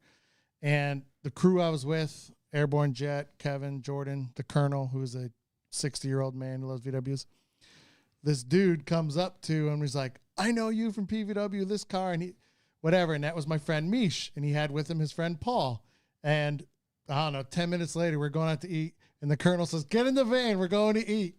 And we just kidnapped them, and what do you know, we became friends. So I've been friends with them since 2010. Mish and his family's come to visit for a week in the States here. Anyway, so Mish is Dutch. Paul is an English fellow who 30 years ago was on vacation in Amsterdam, met a nice woman, went home, 2 days later said, I like this woman more than I like the UK, went back to Amsterdam, and he hasn't left since. Perfect. So now Paul and Mish are on the trip. So then like a month goes by, I was like, all right, I did some research. We're going to figure this out. How do you want to do it? Whatever. And Mish is like, Paul planned everything. We're all set. I said, what? He's like, Paul's got it all done. I go, what? Like, it's supposed to be my trip. What are we doing? Oh, it's going to be great. Don't worry about it. And I was like, fuck it. I don't care. I'm busy anyways. Busy with work. So we figure out the dates, what dates I'm coming. He wants me to come like a whole week ahead of time. So I was like, okay, I don't care. I could spend 10 days away. I save up my money. I save up my points. I do my research. And for the audience out there, I actually don't like travel that much. I'm not the best flyer. I don't like to be away. I would consider myself partly agoraphobic. I love my home and I don't want to leave it. But anyways, I got me some nice tickets, which included the seat that turns into like a bed thing. And I flew to Amsterdam. Great job, Delta. No problems getting over there. It's nice and smooth. Let's go Delta. I drove to Boston for the shorter flight because that's how much I hate flying. Anyways, get to the dam. My buddy Mish, they both live pretty much in little suburbs of Amsterdam, but still considered Amsterdam. Day one, rode my bike around in Amsterdam on a Sunday, and I'm pretty sure I could ride a bike anywhere on earth now.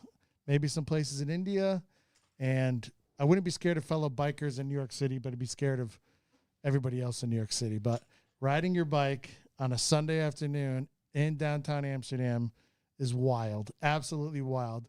You've all seen Amsterdam, and there's roads on each side, and there's little bridges, and there's canals everywhere. And we're going to go up over the little bridge to cross the canal, and some fucking jerk-off Uber driver in a Tesla blocks the road, and instantaneously there is a giant freaking car pile up of bikes and people. There's 40 bikes instantly held up now. It's a total traffic jam. Everyone's barged in. My boy Mish and some other Dutch lady are just laying into the person with the Tesla blocking the roadway. I don't know what's going on. I go around them and I get past over the bridge, and then I'm like, oh, I don't know where I'm at. Now I have to stop. Where's my boy? And he comes pedaling over the bridge. But anyways, great time downtown Amsterdam, real fun. He's like, oh, what kind of shops you want to go to, this and that? I was like, I don't want to go shopping. I don't care about shopping. So it was funny. And he's like, oh, shit, I came down here because whatever. We got some pancake balls. I forgot what they're called, but it's some Dutch treat. Stroopwafels? No. No. Stroopwafels are delicious. The quarter-sized pancakes? Yeah, it's like a 1-inch ball of pancakes. They're like delicious. You sugar put over a ton of powdered sugar on it. Yeah. It starts with a P, but I don't know what it's remember. called, but we I know stopped what for they are. those. Very delicious. Mish put just a little bit of sugar on his. Oh my god. So finish riding around, whatnot. Anyways, fast forward, we're just hanging out. Paul has the full itinerary. Paul's lovely partner that he moved to Holland for. She currently is working for a Chinese electric car company that we don't have here. And there's two electric car companies over there that we don't have, both of them Chinese. One is BYD, Build Your Dream electric car company. Build your dream. Very funny. And the other one is called NIO, N-I-O. And I learned a lot about it. And it's very funny because she has let's say a non-Western cell phone. And she has basically everything for work cannot be of like a Western company. Mm-hmm. But everything she has is basically just a ripoff of a Western. Windows, every single thing you can imagine is just a ripoff of it. Or fake iPhone, fake Android. Anyways. But so we're going to be driving from Amsterdam all the way to Italy, San Marino, Italy, which is its own, where Rally Legend is, which is its own little country within Italy. I think it's called a province. No, it's more than a province. It's its own country, somehow still within Italy. I don't know the geopolitics of it, nor do I care. But anyways, we're going to be driving, and it's very far. So Paul comes to pick us up. Mish is like, oh, I hope we take Paul's car. I hope he takes Paul. I was like, what does Paul have? And Paul has, I believe it's a GL45. It's the smaller SUV, Mercedes. Yeah. AMG, flat graphite or flat gray, dark gray, whatever, baller status. And Mish is like, oh, man, I want to take that. I want to take that. Oh, we might end up with some other car or something or whatever. And I was like, who cares? It'll be fine. Like, whatever. This is a whole road trip. Here we go. What's going to happen is going to happen. Paul rolls up in a brand new 2024 Mercedes C-Class Avant. Brand new, tinted out, back windows, everything. And I was like, get the hell out of here. This is the Chariot for the week and so? I was like, hell yeah. So then Misha's like, I'm going to be in the back. I'm laying down going to sleep. You guys can sit up front and talk. So load up the car, hit the road. Paul's driving. It's brand new, very funny, has all the tech in the world, and my lovely Euro friends don't give two shits about tech and are actually old man shouting at the screen, it's not working, and I'm just laughing. So yeah, Rich Pugh in the chat there. Valid point for people who ride bikes in Holland. Okay, there is thousands of people on bikes in Holland. When they built the roads, the most direct route is on a bicycle. The second most direct route to get somewhere is walking. And the third most direct route to get anywhere is drive your car. Mm-hmm. So if you ride your bike everywhere. Mm-hmm. Okay, so we rode for hours and hours. The slightest hill was nothing. And it was only because it was a bridge over a crazy canal below. And then, but Not a single cyclist, and I'm talking thousands, if not a million of these cyclists, Yeah. has ever stood up and pedaled on the bike. Do you guys know what I mean? Yeah, Yes, of course. yeah. No, Okay. stand up. You mean how We're you ride a going bike? up this. Hey, nobody wants to go fast out there? I or was- what? No, people are flying. We got all different speeds, and like I know how to ride a bike. I was never a pro BMX biker. I'm a skateboarder, but I still know how to ride a bike. Like I'm an idiot. You don't forget. And we're going up the hill, and my boy Misha's sitting there, just cranking as hard as way, just sitting there. And I'm like, what the fuck is going on? And I just stand up like biker style and fly by him up the hill because, number one, it's barely a hill. Yeah. I don't even know this bike how to change freaking gears on it because it's like half cruiser, half 10 speed, half I don't freaking know. And I fly right by him or whatnot. And there's rules on the bike paths. You just stay to the right. And they ring the bell, which basically means they're coming on your left. So later in the day, we're headed home. I'm asking him standing up. He's like, what? You don't have to stand up. I go, but you never, and he doesn't even get it. Like, it's like, Not even doesn't even exist. the okay? American gear Just is just stand not up there. on the seat. He's like, oh, do you have any saddle pain? I have saddle pain. And I'm like, Does he mean just stand ass up. pain? Yeah. I was like, just stand up on the bike for a minute, idiot. And Josh, you used to ride a bike, right? Yeah, dude. It's So just- you can stand up and you almost rest your leg on the Yes. bar coming across, Yeah, so like yeah. you can cruise. Yeah, you and mean he's your like, knee? Yeah. And he's like, "What are you doing?" And I was like, "My butt kind of hurts, same as yours. We've been on the bikes for freaking 6 hours already." Yeah. So anyway, so then You're just out there taking a pounding, not standing up. right, never stand. I have to keep my ass glued to the seat no matter what happens. That's So then- unbelievable. So then we're going down the path and we're chopping it up, talking, and it's a smaller path. And I hear a bell and it sounds like it's right at my ass. And Misha's biking slow. I'm biking his speed, even though I feel like we could go faster. But I hear the bell and I panic and I went to the left, like into the grass. Like there's tons of grass. Like it's Yeah. no big deal. And the bike flies past. Mish thinks is the funniest thing ever. He thinks this biker person almost killed me and I almost died by riding on the grass because I was standing up on the bike at the time, and he's crying. He almost has to pull over to and I'm like, dude, what is, he's like, you were so scared. I was like, what are you talking about? Like, I didn't know where to go. Like, your big ass is in the way. I can't go to the right. Anyways, so yeah, that's riding bikes. Anyways, so What kind of bikes were they? Were they just city bike rentals? no, he has a ton of bikes. It was his son's bike. Okay, okay. Another funny story is his wife is very health conscious. Yep. I would say my friend Misha's not very health conscious. Yep. So when she was going to the store, like as soon as I got there, and I was like, oh, I want to come to the store. It's like, you riding the bike? She's like, yeah. I was like, cool, I'll ride a bike. You got a bike for me? I want a bike. Like, I want to experience Holland. And she's blown away. So they dust off their son's bike, who's 24, who has his own motorcycle and moped. He's too cool to ride his bike. Yep. Dust it off. We inflate the tires, and we're out. And now she's smirking and laughing because I've now got her husband, who doesn't like to exercise, on the bike. Yep. Because he'll ride a scooter in the paths. So it's very funny that we're on the bike. But yeah, it's like a cruiser. It's a pretty tall frame. They kept thinking I should ride the girl's bike because I was like, listen, I'm short, but I understand how to ride a bike. You're like, this isn't rocket science. Like, they just didn't have any faith that this fat American knew how to Right, ride it's a gonna- bike. And I was yeah, like, yeah. we do have bikes in America. Yeah, I know yeah. it's number one thing. Then here, you go but- and blow their mind by standing up. yeah, totally. Oh, and there was like a perfect, like a bank to wall ride thing, and I totally rode up that thing, and he's like, oh, what are you doing? And I'm like, dude, that's an obstacle. It's because they literally only look at them as transportation. No, nothing. Right. Like you It can is- see. it it's is an just, appliance. It's nothing else. Yeah, yeah. Yeah, like we drove by some like tram tracks where he's like, oh, don't fall on the tram track. But I'm like, do you think I grew up under a rock? I know the bike wheels would fall into that channel and be bad. So you know what I did? I bunny hopped the thing Get him. on the bike, and he was like, what are you doing? Watch over the curb. And I bunny hopped up the curb again. He's like, oh man. And I was like, yeah, I'm not an idiot. It's not Yeah. hard to ride a bicycle. Yeah. So yeah, biking in Holland is fun. I recommend it to everybody. And plenty of people crash into one another on bikes. So he was like, oh, if you have an accident, don't worry about it. It happens all the time.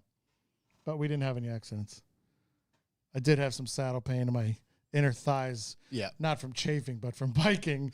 We're hurting the next day, but I don't care. I was on vacation. Yeah, yeah. Yes, so we are in the 2024 Mercedes, and we're headed to Stuttgart, Germany, because I get in the car with this guy, and we are driving and I'm like, what's the itinerary? How's this working? Like, what's going on? And I literally told him, like, look, I just want to be at the event by Saturday morning. The full first half of the day, all the cars would be in Park for Man. You could check them out. I was like, that's the number one priority to me. I want to see the cars. Yeah. But he had a whole itinerary. So it's like, first stop, Zuffenhausen. Okay. So I was very fortunate to go to Porsche Museum of Superhousing in 2010, but I didn't know shit compared to what I know to Porsche now. And we went there. And man, I know a lot of stuff about Porsches now. It's amazing what 14 years will do to the fact that I was explaining to Paul and Mish about little things, whatnot. And I didn't think of it at the time, but the Porsche Museum is extremely nice. Every tire is a proper, brand new, probably date spec proper tire. Every car's paint, interior is flawless. There's only one car there that's ugly as hell, and that is the Le Mans winning 24-hour car, which they keep the dirt on, which was actually like my favorite thing there because wild ass shit on those cars that I just love. We did the whole Porsche Museum. My favorite part was at the very end, we missed like this one section, and Paul's like, oh, we didn't get over there somehow. We got to go down over there. I want to see that. And it's kind of like the beginning of cars and Porsche, how we started. So I don't know if you guys know what I'm talking about, but Porsche started a little before World War II there. And I'm just looking around, and there's like these weird draws you can pull out, right? And I'm just looking, and a giant lettering. It just says, Volkswagen for the Nazis. And this draw. And I was like, I'm not touching that with a 10-foot pole. Hell no. I'm not touching Move that. to the next draw. But it's in German, so it's basically was people car with people car, Nazis with the people car, whatever. Yeah. Like, you know, it wasn't anything. But yeah, in case you don't know, Ferdinand Porsche invented lots of things like the torsion bar. When he was helping build the war machine for Germany, they hit him in Austria to his original shop he grew up in. You can still visit it today. It's right by Wörthersee. But anyways, so we're leaving Zuffenhausen. We're staying in Stuttgart for the night.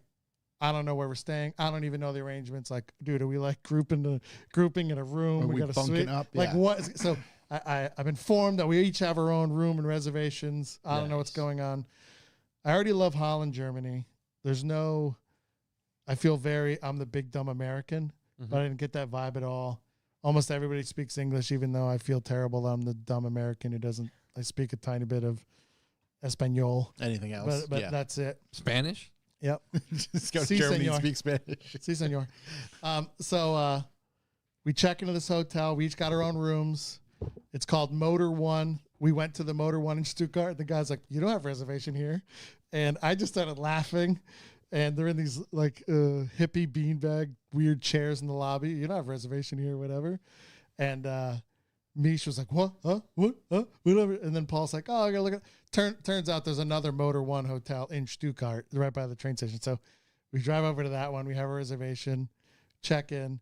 So I go into the room. Okay. Now it's not the big enough room, but I would say it's nice German efficiency. Okay. I can tell the size by the street lights.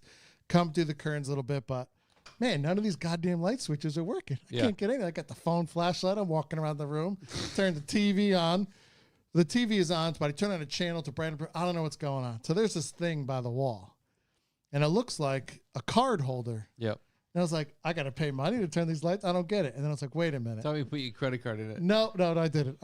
So I'm thinking, I was like, all right, let me figure this out. So I put the room key in there, and suddenly the room comes alive. And all the lights turn on, and I had no idea. This literally was this is a half hour of me going, what the fuck is going on in here? And I'm literally like, I don't want to call down and be like, How do I get my lights How do to I get work? the lights on? Or B, my room isn't working. And I'm literally like, I'm just going to bed anyway. It's like, what's the big deal? This will be fine. I don't care. But I figured it out. Yeah.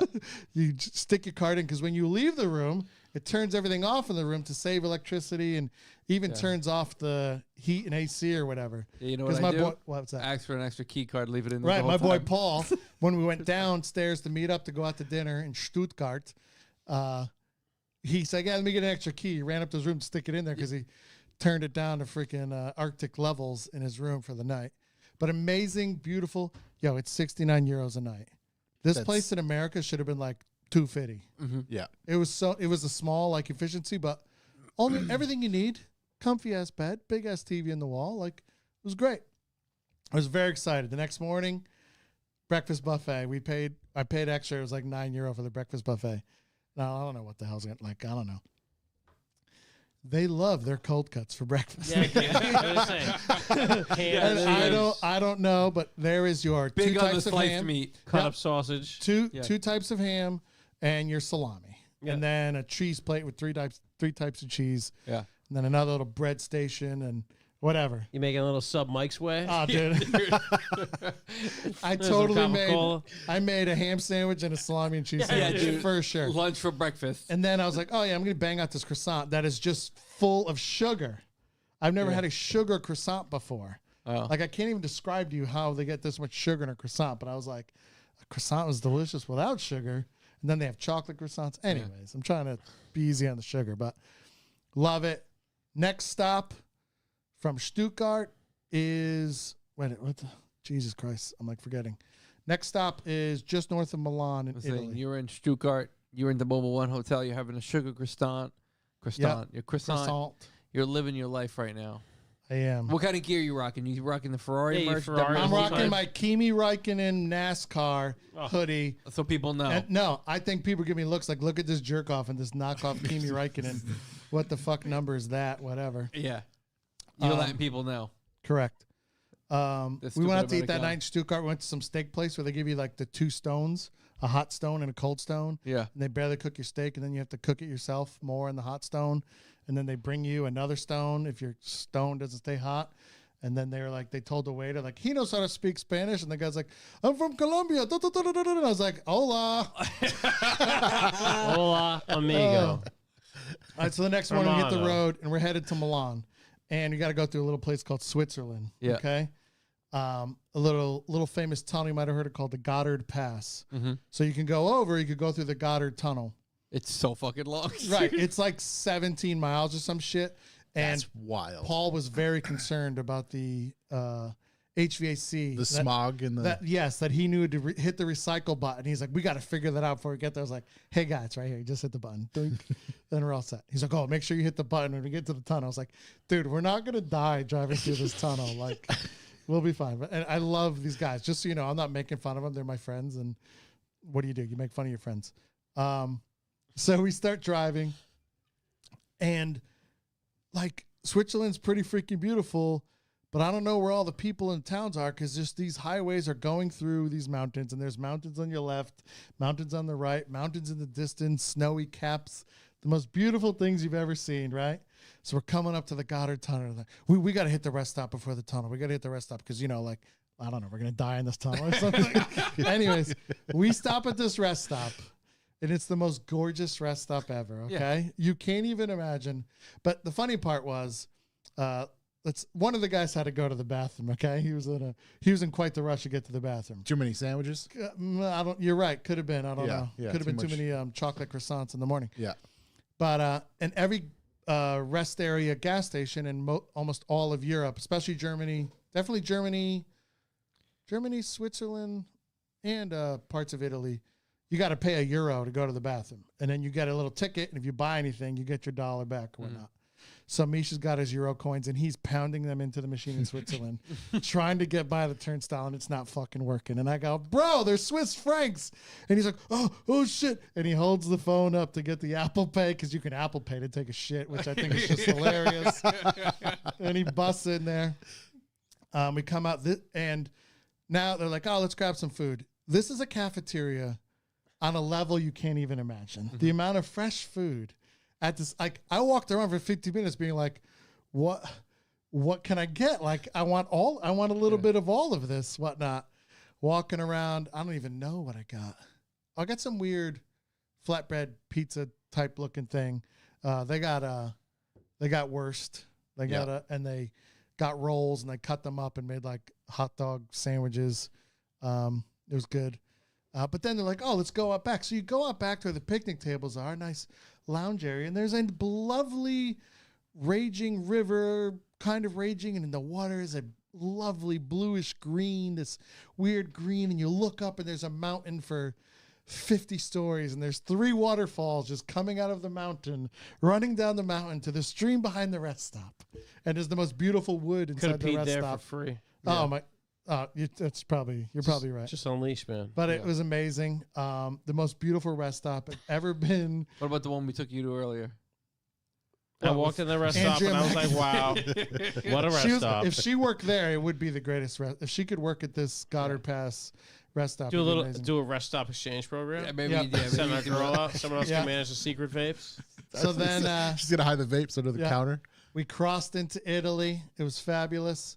Could have went to Lake Como, which is another bucket list thing. It probably wouldn't be that great, but I don't care. I see it online. I want to go. We're going on to Milan. So next stop for that day was the Alfa Romeo Museum. And they're very hyped in Alfa Romeo. Like, oh, Scott, this. I go, bro, I know about there's a new Alfa Romeo. There was that 4C thing. Yep. And then there was the touring car back in the early 90s. Yeah. And I think in a GTB in the late 60s, I don't know shit That's the about whole Alfa. history. But let's go. But this is where the funny part comes in, where Porsche compared to, say, Alfa Romeo's museum. Yeah. The poor cars at the Alfa Romeo Museum. They're pretty clean, but they don't know what paint correction is or what should be done. I understand there's some early 1900 cars. It's not going to look that good, but the cars you had there from the 80s, maybe you could put a wax on it. Buddy, whatever. Run a comb through. Their it. Alfa Yeah, yeah, Romeos, paint was never right. Yeah. Oh my God. Paint's always Well, been bad. so then I'm looking, and some of the tires are tire shines, and other tires are completely dry rotted. Insane dry rot on these cars in this museum, and I'm just laughing because I'm like, oh, this is hilarious. But then we're walking to the museum, and there's lots of stuff. You're going through the whole time period of Alpha, and I'm like, where the fuck is the touring car? That's all I want to see is this touring car. So we finally get to the end where they have the DTM touring car. It was so super sick. This is the car I built. Don't get me years wrong, but mid 90s, maybe 93, maybe 96. Anyways, they changed the rules, and Alpha examined the rules, then surprised, we're entering. And they had changed all the rules a year, but most manufacturers didn't really go to the new rules. And Alpha was like, we're going to use all these new rules to take advantage of them. And they spanked everybody for a year. So then DTM's like, oh, no, we're changing the rules again. And then Alpha's like, cool, we're not going to race anymore. And that was the end of that. I like that. It's like That's the how the Michael Italians Scott do it. of DTM. Yep. So now we're making our way to Milan. And this is a pretty big thing over there. The football, soccer. We went to AC Milan, their stadium, San Siro. I've been to Foxborough Stadium. Yeah. I've been outside of MetLife, New Jersey. They're pretty good sized stadiums. This place was massive. Mhm. Okay. Just trying to get to the gift shop. We drove around, circling around. And once we got in, you got to drive, whatever. And it's just this most massive parking lot you've ever seen, right? We go in, we come out there, we go in. I'm looking up, and I'm a good soccer guy. I recognize Christian Pulisic, the American, plays for AC Milan. But anyways, so we go outside, and I'm like, the car park, whatever. Like, this isn't the car park. I go, what do you mean? Because there's these weird Jersey barriers that are out in the middle of the parking lot. I was like, what do you mean this isn't the car park? This is where the crowd has to be. It's this is where you wait to get in. I go, you could park 500 cars out here. They're like, no, this is just for crowd control. And those Jersey barriers are groups of the fans, different groups or clubs or whatever. Yep. And they all hang around. But this is massive. The amount of people, hundreds of thousands fit in this stadium. What's crazy is I'm 3/4 of the way through it. There's a documentary on Netflix about in England when they were in the Cup and they were playing Italy for the World Cup in 2021. Okay. And the game was at Wembley. And it's a wild documentary because it's going down as one of the worst days in English history because Of death and of just the game is played at 8 p.m. and there are hundreds of thousands of people in the streets at 9 a.m. in the morning. That's basically they're saying all these people have to live in this parking lot for days. So they have to queue up and then yes. and then obviously England being where they were in 2021, it's COVID's kind of ending, and all of these people who were locked up. So, needless to say, I understand why there's those queues there, and that makes a lot more sense if they have to corral the people. The boys were getting after it. Dude, You got to watch this documentary. You know how we were talking about earlier the smoke bombs? Yeah. A dude was upside down doing a handstand with one of those shoved in his ass. Listen, It's just, It works, it works. they know how to have fun out there. they certainly do. It's a great documentary. You got to watch. Wild up there. So then we made our way into Milan. Corey, you're going to help me out here as a fellow Italian traveler. Yep. We're staying on not the outskirts of Milan, but not downtown Milan because Milan's pretty pricey. My buddy Paul did a lot of research to get us a room. So we got this nice little place right near the tram that heads downtown or even to the farther reaches. And again, it's a really old, I think it was like an Italian, I don't know, house at some point. And then they make it a hotel. Anyway, same thing. Not been updated in many a decade. Italy doesn't really do that. No. No. The room colors are like 3 different oranges and browns. Yeah. It's just linoleum tile. Yeah. There's nothing else Fucking in there. linoleum as far as the eye can see. The shower is like a 4-foot thing in the wall, but it's only about 18 inches deep. So like, big boy gonna be weird getting in there. Anyways, so we're going out to dinner. We hop on the tram. We don't know where we're going, but it's supposed to be heading downtown. Sidebar for my boy Tobias. They don't mow the lawn in Italy. All the grasses are looking terrible, which is making the place look terrible. They got better shit to do. Yeah, there's just weeds. There isn't even grass. It's just fields of weeds. But anyways, Could Toby go over there and clean up, or were they just No, not? they gonna don't. do Want, it? they don't even want care. them mowed either. they don't don't. Yeah, care. they don't. Yeah. They don't even care. Fair. So then, we went downtown. What is it, Doma? The Duomo, the church. Yeah. The Doma is the big church. It's actually beautiful. Once we get downtown, it's out of control. These 6 blocks of downtown are immaculately nice. This mall has this cathedral glass ceiling. Yeah. And every store is Louis Vuitton. I don't even know the other. BCBG, all High-end the high shit. end, Yeah. super high end. That's only places in the mall. And there's places to eat, whatnot. After walking around for an hour, we finally found a pizza place across the street from a McDonald's, and it was super delicious. And I felt bad because I thought we were all done, and I was getting up to leave, and then I see my boy Misha's like, "Let me get a tiramisu," and it was a good time. I like Milan, but it's old there. Everybody, Should have seen the Last Supper. what? I said you should have seen the Last Supper. We didn't have that much time there. Maybe at nighttime, I don't know. No, we walked around. It's booked out 8 to 10 months in advance. Oh. Yeah. Well, the 6 to 8 blocks of the downtown that circle the Doma, absolutely fantastic, curated, perfect, super clean, beautiful, whatever. You go to that 9th block. Yeah, it's a city. And you are in the city, boy. Yeah, it's a city.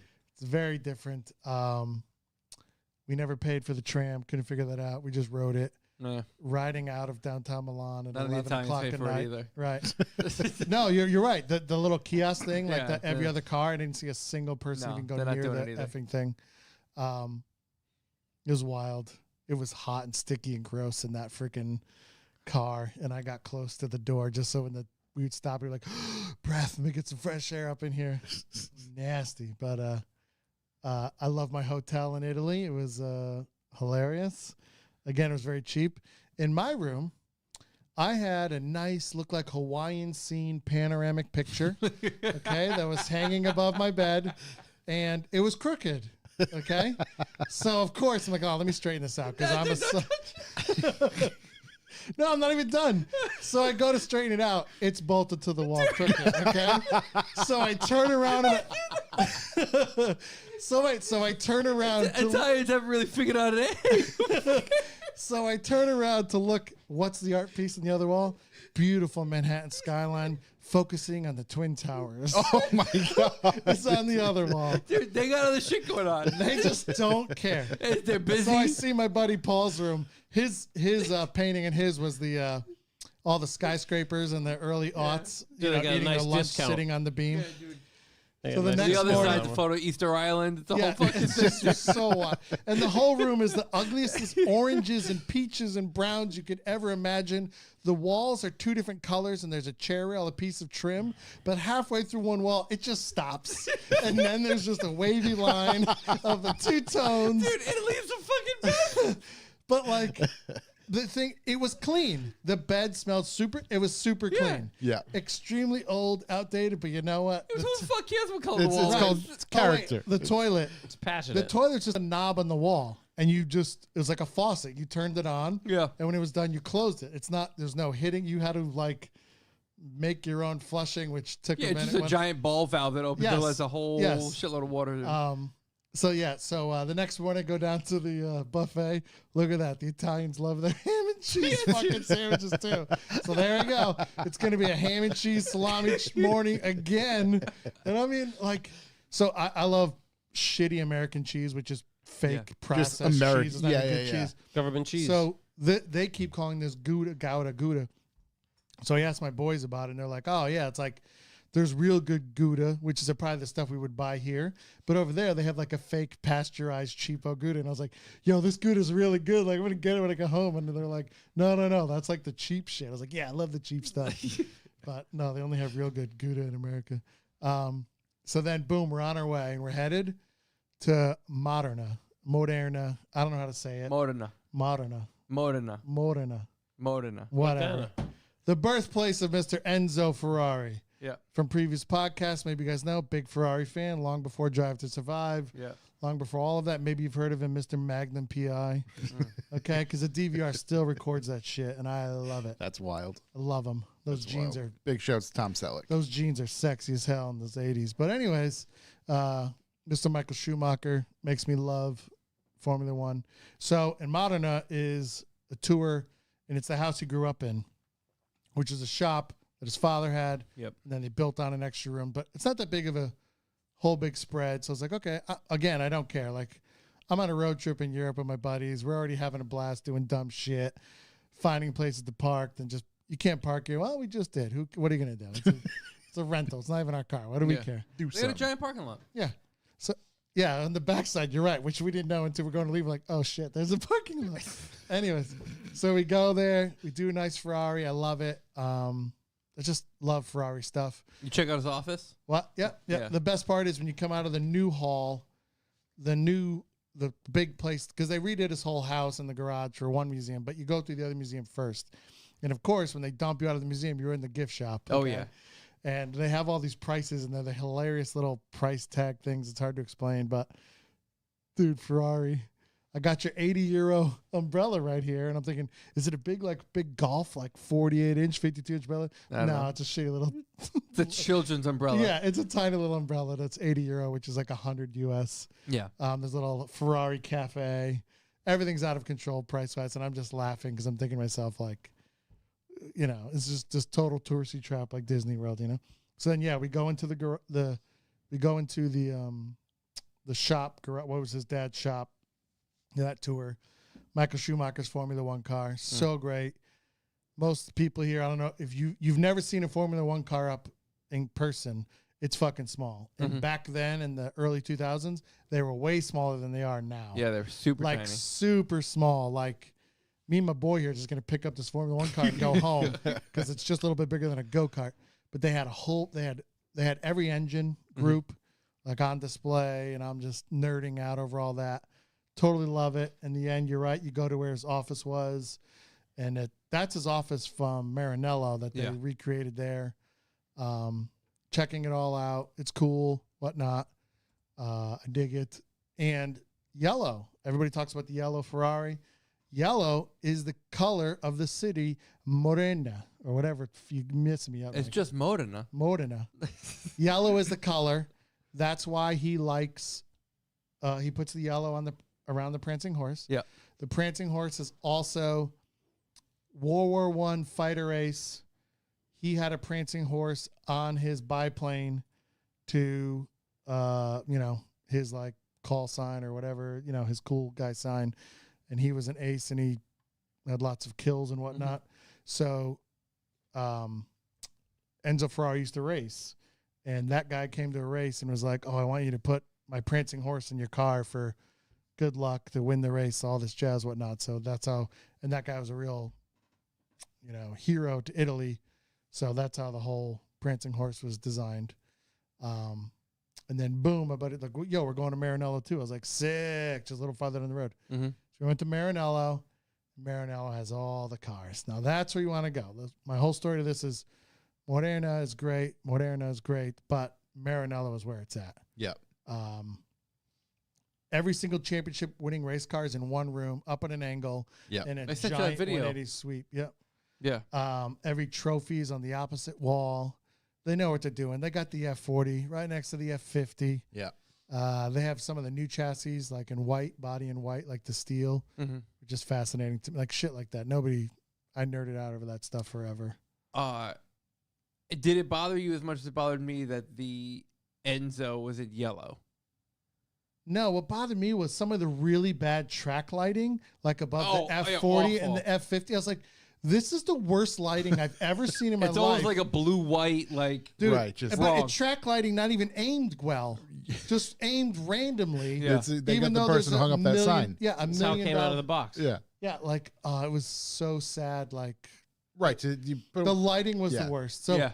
I couldn't judge the Ferrari museum like I judged the Alpha versus Porsche museum because the lighting was so goddamn Ferrari bad. couldn't get the lights right. The best room with the light was natural light, and that was the room with a couple cars, body in white, just the pure shells. And I Yeah. was checking them out. But yeah, I definitely love that one because there's a lot more racing history, a lot more Schumacher. I almost feel like they didn't give enough props to Schumacher because like they were dying Mhm. until And, yeah. Schumacher and Ross Brawn turned them around, and whatnot. But when you get down the hall, they got a whole new WEC World Endurance Championship, couple cars and all that stuff for Le Mans and stuff. So Yeah. they had the fresh Le Mans winning car there, which is sick. That was cool. You guys know about like carbon fiber twill, the 2x2 twill, or the 4x4 twill. Mhm. The hypercars, so the F1 cars is using like the carbon you would see on any of these cars, like the regular old little crosses. The WEC cars are using this giant like checkers, like each little square is like inches big by inches big. Like I don't. Yeah. And I gotta call Franza. He's gotta educate me on Explain why that. there's two different type of why the WC cars using that type of carbon and then the F1 cars using the other one. But I got to see my boy Kimi Räikkönen's 2007 winning championship winning car up on the wall. It's like a different. I didn't realize. I thought that was the same red forever. No. They change the red all the time. It gets to be a real ugly red at one point. There's all different reds, and I didn't even notice. Like Like almost a brown. It's like a not very... the Kimi Räikkönen one, but there was Yeah. yes, like the Charles Leclerc when he just came. Those Yeah. cars are like maroon brown. Yeah, they're Yeah. super Like- gross looking. Yeah, they're like the color of your shirt, like type deal. Damn, thanks. Man, super gross. Super fascinating. I highly recommend Maranello to anybody. And then I think we moseyed our way on down to a little country in the middle of another country called Vatican. Dan Marino. Vatican, the only smaller country than San Marino, I believe. A landlocked country. Tell me more, Josh. I had more a moment ago. Hold on. San Marino, Italian. Oh, we had a great stop afterwards. I'm sorry. So European- before we got to San Marino, we went to Imola and we visited the memorial site of Mr. Ayrton Senna, where they have a lovely memorial for him. And it's not exactly where he wrecked and passed away. It's basically right across the other side of the track because where he wrecked, the backside of that is like a cliff into like a lake Not or very- something. Right. yeah. And so the inside part is a park. So they put up a thing and the people hang just crazy flags and T-shirts with love messages for Ayrton all along the fence. And they blocked the whole track. So if somebody wanted to watch a race from there, that's a no-go. But that was pretty crazy. It was pretty moving to my boy Mish. He's a little older than me. He remembers Ayrton more than I do. And yeah, and then we were on to San Marino. What day was that? Now we're in San Marino for Thursday. Okay, so you're there well ahead. Well, no, Thursday is a special night stage. Okay. So this is the fun part. So we go and we check into our Garden Village, which is a resort, I would say. A big resort where there's a camping section where you can camp. There's the big community pool, like resort, kiddie pool, adult pool, slide, this and that. And you keep going in. They have like cabanas, like groups of 4, whatnot. But then they also have other little cabins, whatnot. So we each got our own cabana. Again, Italy. We're going to check into my cabana, and right away I noticed like the tile, because the door is set in, and it's a glass door, and it's glass right next to the door. And I'm looking, and I'm like, I don't think the bottom of that door is like sealing to the tile. So I open the door, which again is some wacky ass key. 3 turns to the left opens the door. Like, why do you got to keep spinning this key? Anyways, so I go in there. I realize that tile is throughout my cabana, and there's a good 1/2-inch gap between my door and the bottom. I was like, oh, cool. The animals and bugs can just come in and hang out whenever they want. But still, I love it. Again, it's the ugliest colors you could ever imagine. Yeah. Just stuck in the 80s for sure. It's never been updated. But I didn't quite recognize before. So when I got up the next morning, we're in the middle of an olive grove. The parking spots were like, you get to park down this olive grove. The next cabana parks down this olive grove. And it's amazing. And there's the La Trattoria, I believe. Trattoria. It's basically their farm. And they have a whole bunch of animals. So in the morning, they just let the animals out start. So there's chickens and cats. There's a donkey hanging out, and he literally stuck his tongue out at me. It was great. Italy's like, how could we get more third world? We're Yeah. gonna have a little country in our country. Right. So getting It's to called Dan our Marino. getting to our resort, I noticed a bunch of giant hay bales, like real big, the rolled up ones, you know, Yeah. like 6 feet tall, 6 feet around, whatnot. Proper spliff. So the people are like, well, the one of the stages goes right by the resort. They're like, so That's sick. on this day, they're like, you're going to be locked in the resort. You're going to be locked out of the resort. You can't get in and out because the stage is blocking the road Yeah. to the resort. We're like, no problem. You know, we have fun. So that night is a super special stage. So Paul hooked it up. That we bought like the weekend pass bracelet, all access, best access, whatever. And we had a race to like an industrial part of it, to go into some office to check off her name and get our wristbands put on and whatnot. So we go back to this parking thing. Mr. Italian parking guy. We try to just like go by the park, and he's like, he's screaming and yelling. So my boy Mish gets out of the car, and Mish is like, you don't have to yell, buddy. Like, what's up? Like, what's the deal? He starts chatting him up. Paul's like, I'll go park the car. So Paul, it's been a half hour now. Where the fuck is Paul? Like, I don't know what's going on. And like, it's getting close to the race starting. You hear some cars starting up, and I can tell we're like, it's down in like the valley, like where the stuff has come from. We're up on a hill, but I don't know. It's dark. Yeah. I'm in a foreign country. I don't know what's going on. My friend was about to fight an Italian man, but now they're best friends. And then finally Paul comes back. And we have to go to the bracelet place again. Zip over, and you guys like, when you come back, just wave me down. I'll move my car. Yeah. You guys can take my spot, and you don't have to park 6 miles away, because that's where Paul was parked. So we do that. We get back. Nice Italian man. We tip them all their euro change, which is like $11 euro change, because everybody hates coins. Like, who wants coins? But anyways, we give them all their change. She's like, yeah, just head up that road, and then you're going to get to the top, and then you head back down the road, whatnot. So we're walking, and there's all a bunch of like police tape, but it says like Pirelli or whatever. You could tell there's it's like a mountain out that way, like some sort of field to get down where like all the action is like down at the bottom. And we're walking, and the guy's like, and then like Paul shows him a bracelet, and the guy lifts up the line, like, go down this way, okay? We're just going into the darkness down this hill, okay? Turn on the flashlights, okay? And it's a little grass, but it's steep as fuck, okay? Paul's going first. Paul is shorter than me, much skinnier than me. Misha's much taller than me, okay? Paul's going. He almost eats it, gets his hand down, because he falls back, but it's so steep, like, you don't fall down. Yeah. And he's okay, and he's moving down, and I'm just, like, being careful. Shout out to my Air Maxes with the little knobbies on them, because they saved my life. And then get down, and then we get through the grassy part, and now we're in a completely worked farm field where it's not like an American one where, you know, you just got all the rows, and it's like, this is just a fucking mess of 1 foot high dirt pile to 1 foot lower not dirt pile.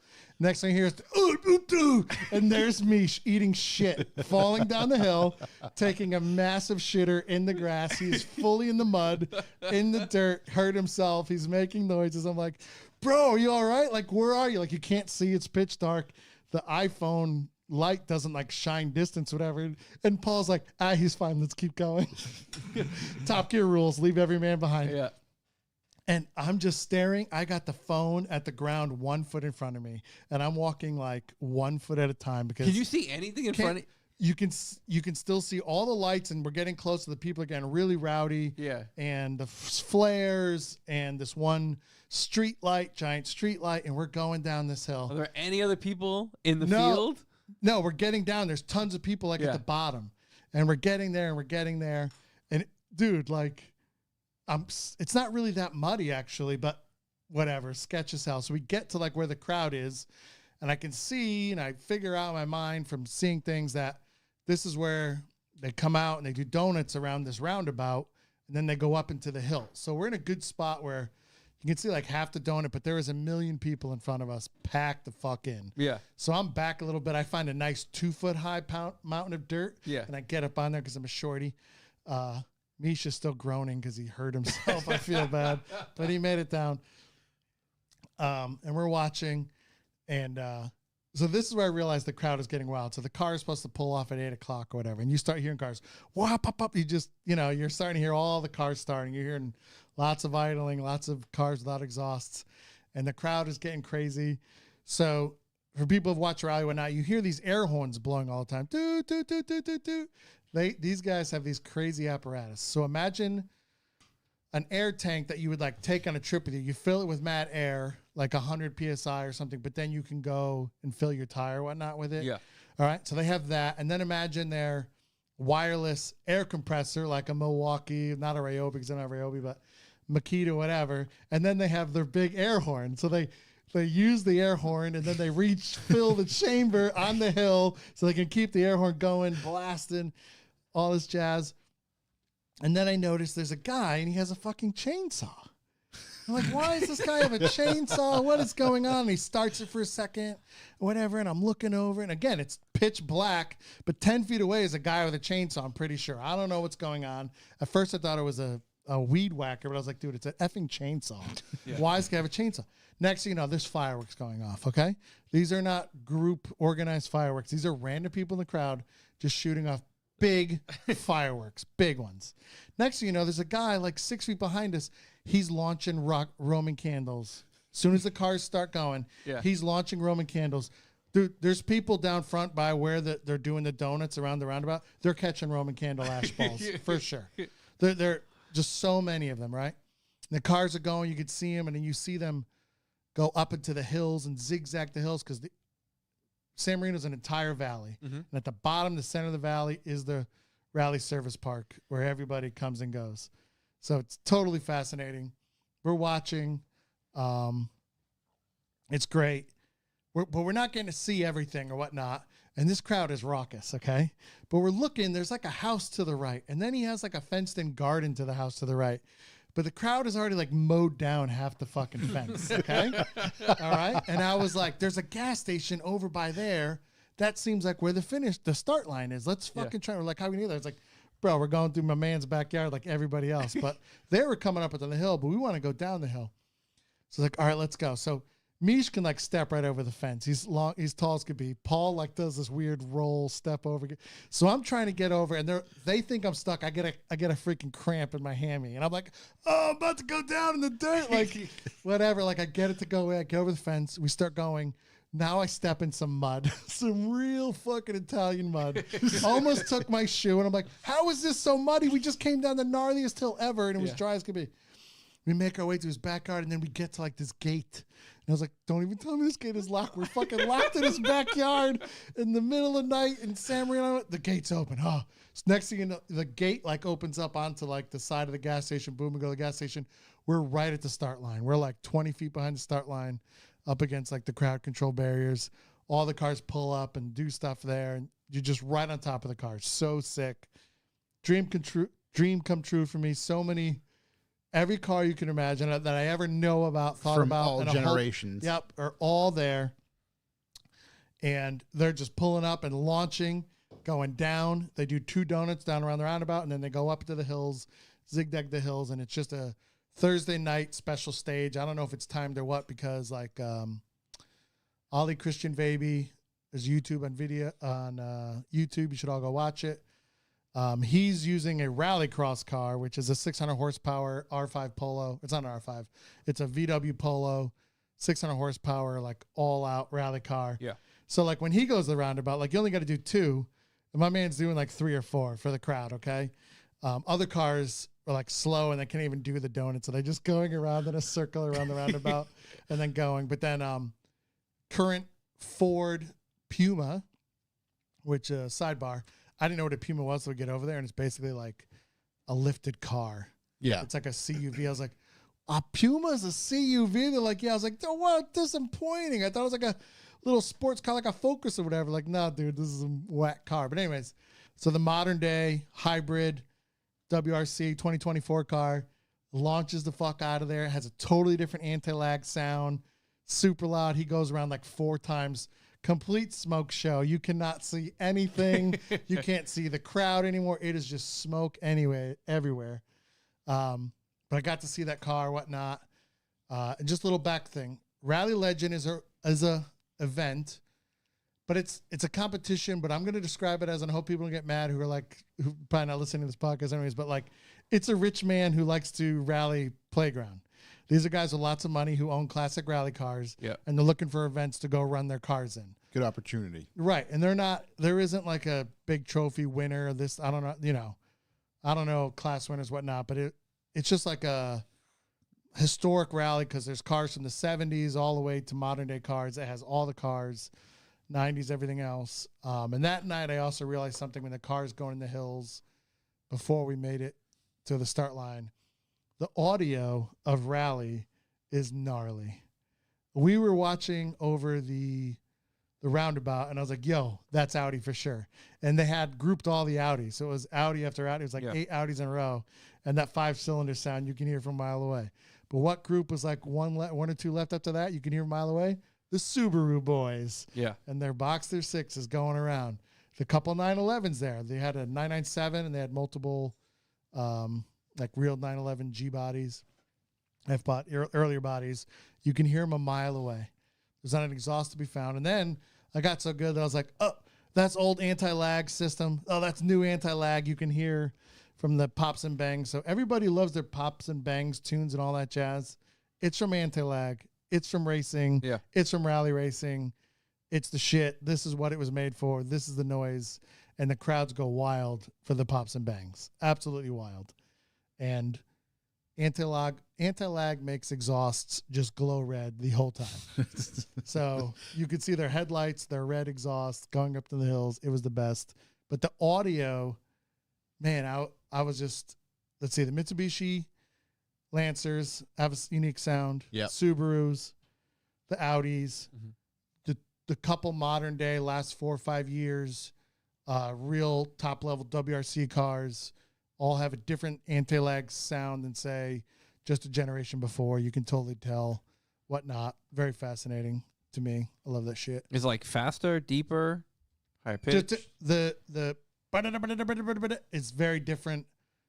The noise you hear is more of the early 2001. The modern day one is like this other weird growl noise that I can't Is it even because it's describe. electric based as well, and they keep, No. The hybrid is only. no, but don't they like electronically spool turbos and stuff like that? Yeah, And maybe Franz would know. I wouldn't. It just I just just to keep realized it- like I'm learning all this, like figuring it out, whatnot. So this is at nighttime, so you can't see that much, but it was fucking amazing. Yeah. Super great. Here's the bad part. Got to walk up that hill to get the fuck out of there. We walked back to the car. I'm spent. It was like a 6-mile walk, and I was like, dang. And I was thinking about it. I was like, and I got the program, and you got to look for where all the stages are, figure out where you could set up camp. They had a really great Google Maps link, but I was like, dang, this is going to be a lot of walking. Yeah. And you're either walking straight down a fucking hill or walking straight up a fucking Right, hill. because no matter what, they're going around some twisty either up or down. Yeah. So the next day, part of the stage by our resort is the test and tune stage Friday morning. So we literally had to walk down the hill a bit to an amazing corner. That's where I posted the video of the Audi going by. And people are drinking 9 a.m., getting liquidated. But now, besides the air tank guys with the air horns, I see the chainsaw, okay? And it's a chainsaw without the bar on it. So they just take it off and even had a little exhaust on it. So they used the chainsaw to just to make it sound like an anti-lag or bouncing off the rev limiter. And as the cars come by, they freaking just hammer the throttle like to make the noise. And I'm like, I don't want to hear your stupid chainsaw. I want to hear the fucking car. It came all the way to Italy. And the best part was we're across the road from this like 2-family house that's overlooking the most picturesque, as you would think. It's not Tuscany, but Italian hillside. Yeah. Everything you would see, okay? And the cars are flying by. There is 100+ entrants in this. So there's just car after car after car. Broke car. We had a couple where there was literally passes in front of us because the car was breaking down ahead of them and they passed them.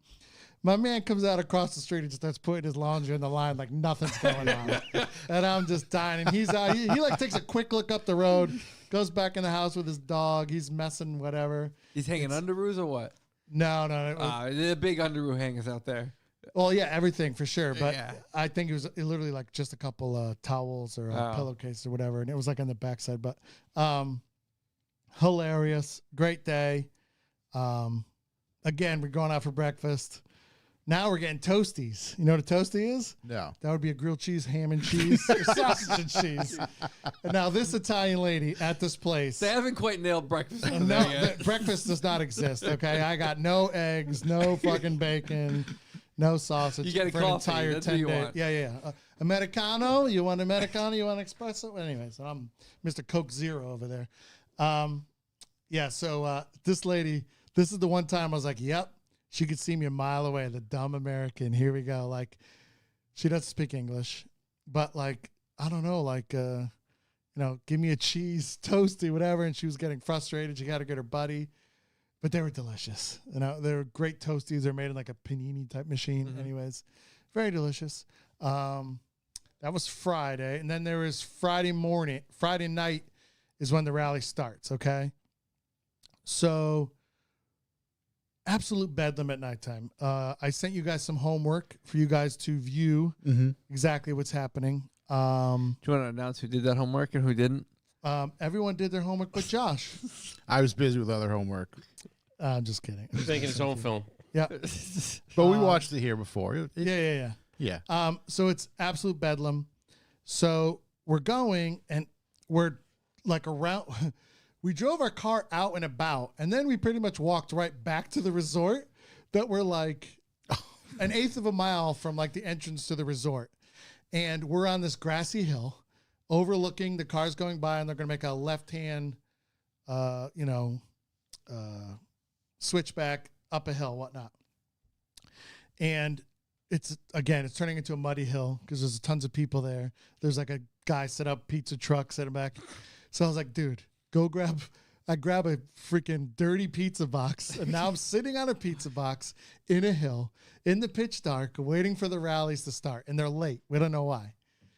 And some random guy, he starts with the Dale, and then some little kid starts with Dale, right?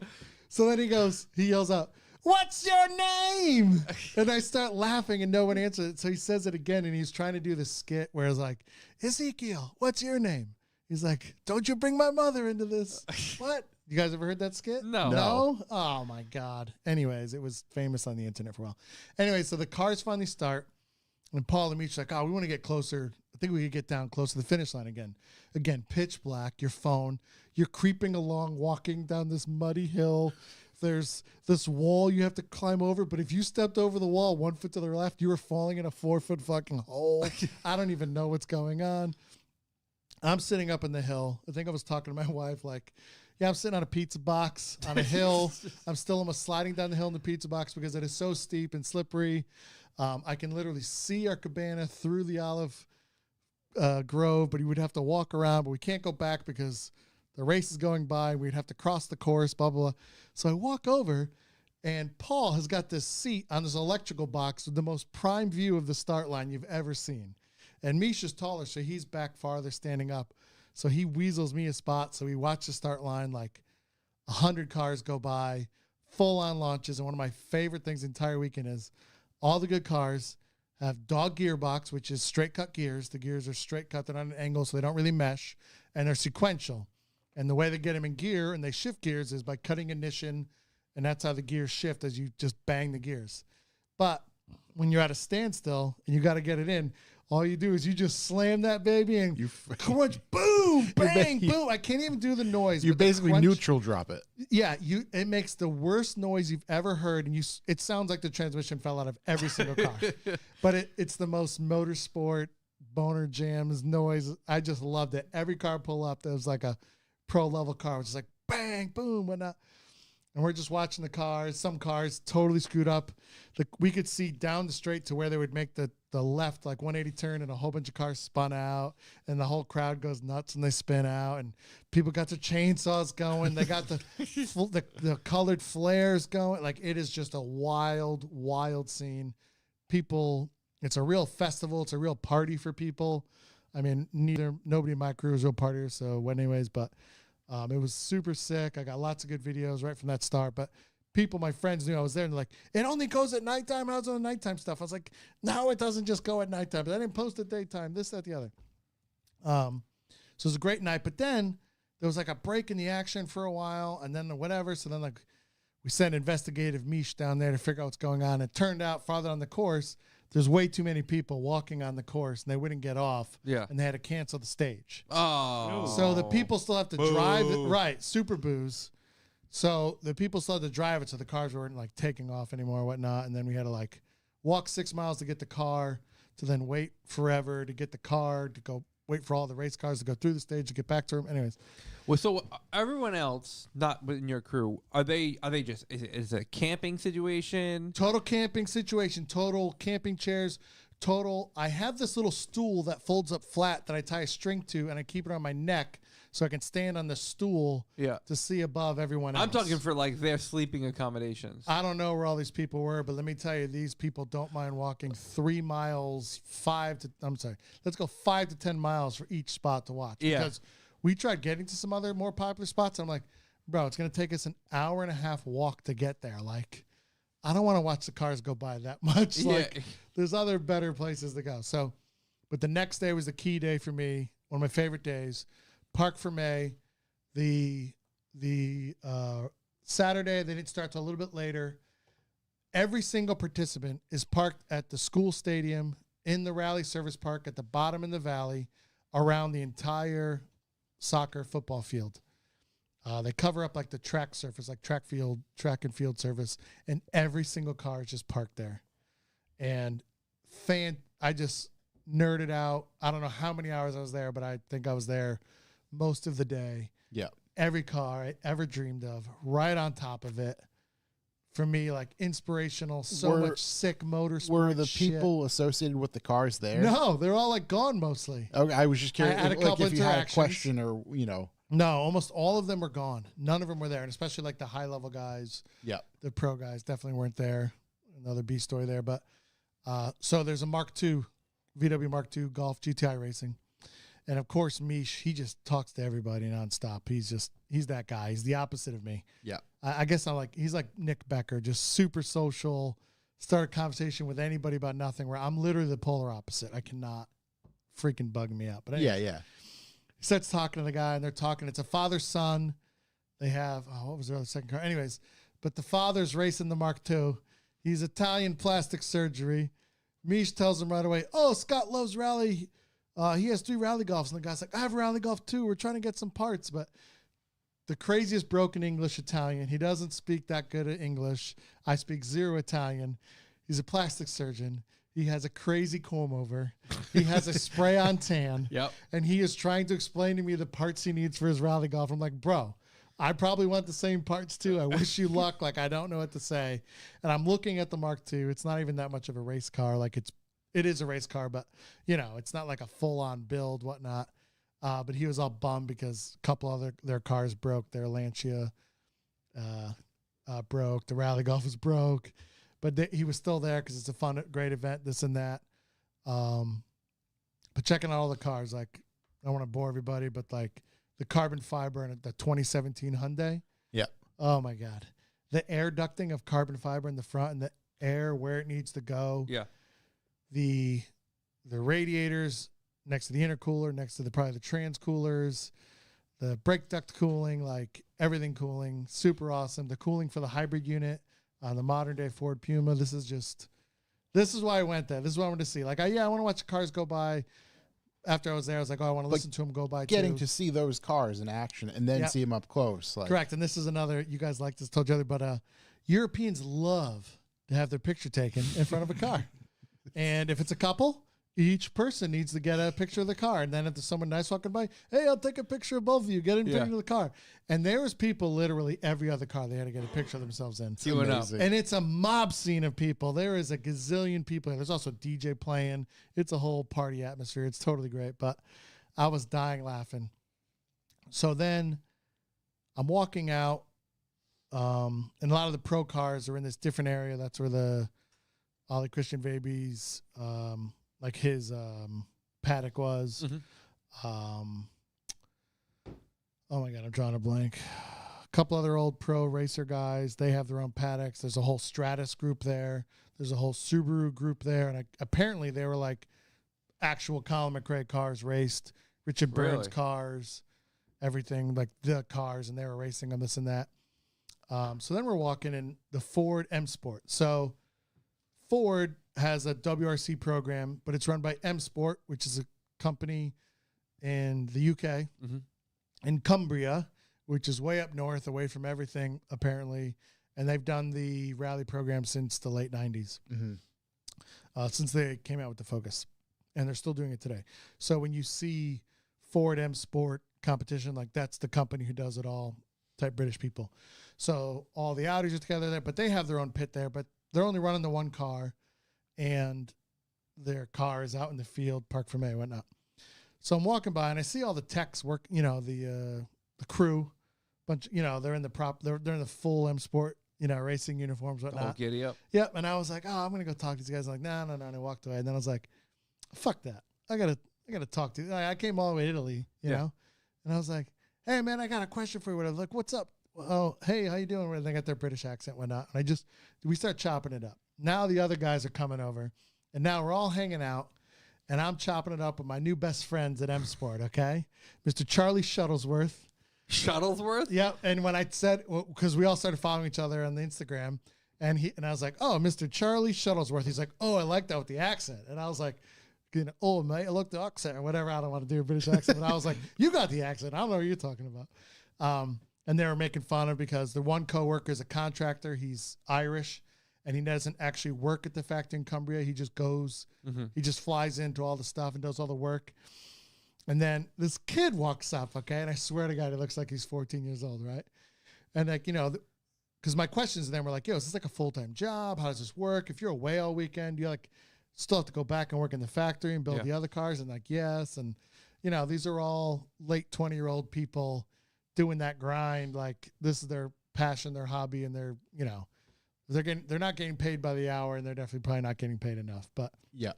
Another guy, I think his name was Chris, and then the truck driver guy was like this random Turkish guy or something, and Mish was chopping up with him. But we're talking, and then this kid walks up, and he looks like a kid. I'm literally thinking like it's somebody's son, like who knows? But I know the driver, Adrian Formeau, is the driver of the car, French guy, and I'm like, he's not old enough to have a kid. Like who, I even know the Malcolm Wilson is the head of M Sport, and his son is grown. So I'm like, who is this kid or whatever? So then they were talking about the contractor guy gets paid more and doesn't have to put up with the bullshit during the week of working in Cumbria and whatnot. And they're like, oh, but this fucking guy. I go, what's up with this guy? They're like, he's the hybrid tech. And I was like, what does that mean? He goes, he just fucking jerks off all day and plugs in his laptop and says like, hybrid's good, go. And when they get done, he plugs in his laptop. He's like, yeah, he went to university. He's an engineer. He gets to work his laptop. And all he does is plug in and give us a thumbs up each time before they go, when they get done. And, typical bunch of dudes working together, like roasting one another. Yeah. I was loving it. It was hilarious. We chopped. It was like literally. It was like the younger kid that it was the hybrid guy. Yeah. He's 20 something, but he looks like he's 14. And of course, he's the nerd who's the one with the laptop, and his job is the hybrid unit. Yeah. Because like the hybrid unit can't be charged 100%. It has to be exactly 85% to get the most out of it. And then you have to check all this different stuff. Yeah. So basically every time the car, before it goes, it comes back, he just plugs in his laptop. This, that, the other. It's very funny. Hung out, talked to those dudes. Super highlight of the weekend. Oh, what else? Let me see here. Hold on. You've been nonstop this whole time. It's great. That's What, a me hell of a trip. talking? No. The Oh. trip. Oh, yeah. Here's a funny one. So there's the official Rally Legend souvenir like trailer that blows out into like a big store, right? And I go in there, right? And I'm looking. So I saw an Irish guy, a guy speaking English, and he had a black Rally Legend t-shirt on, and it didn't look like a typical Euro fit.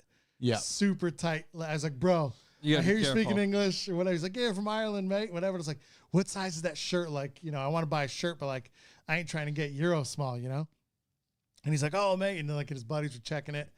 And 2XL, I was like, sweet. I got to get one of these fucking shirts. So I make my way over to like official merch trail and I go up in there, and I'm looking at all the stuff and whatever. Again, I'm not wearing an American flag t-shirt. I'm not wearing a shirt that says back-to-back World War II champions. Like, she walks right up to me. She's like, can I help you with something? Well, like, what would you like? What are you looking for? Or whatever.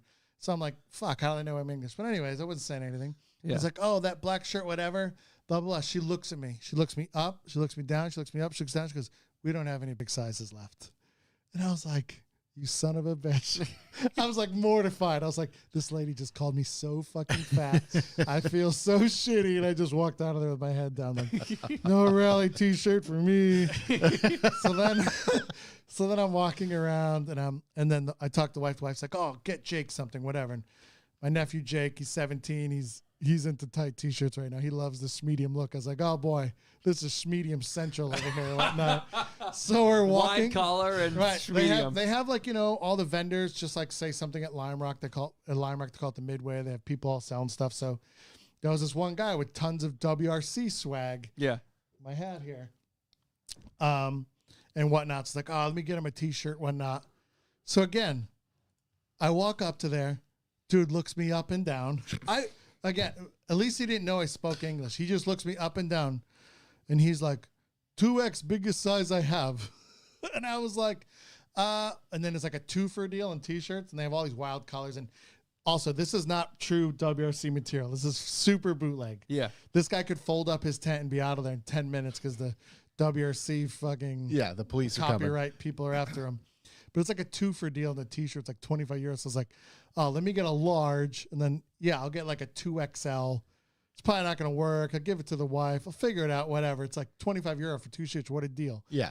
So then in his terrible Italian, I don't want to do it, but he's like, you want the matching American trucker hat? And I was like, only because you called it an American trucker hat. And I'm wearing it now, my trucker style hat, but I was dying.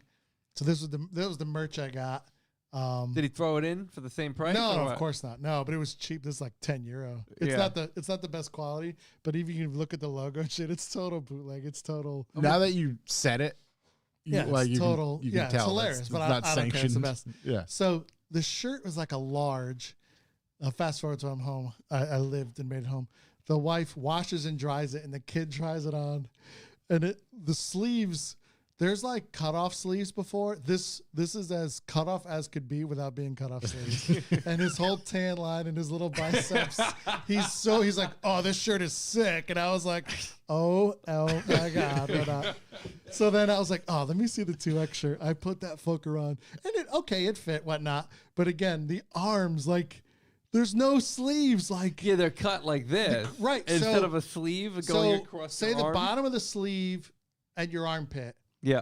It sticks out about as far as the hem, the 1/2-inch hem.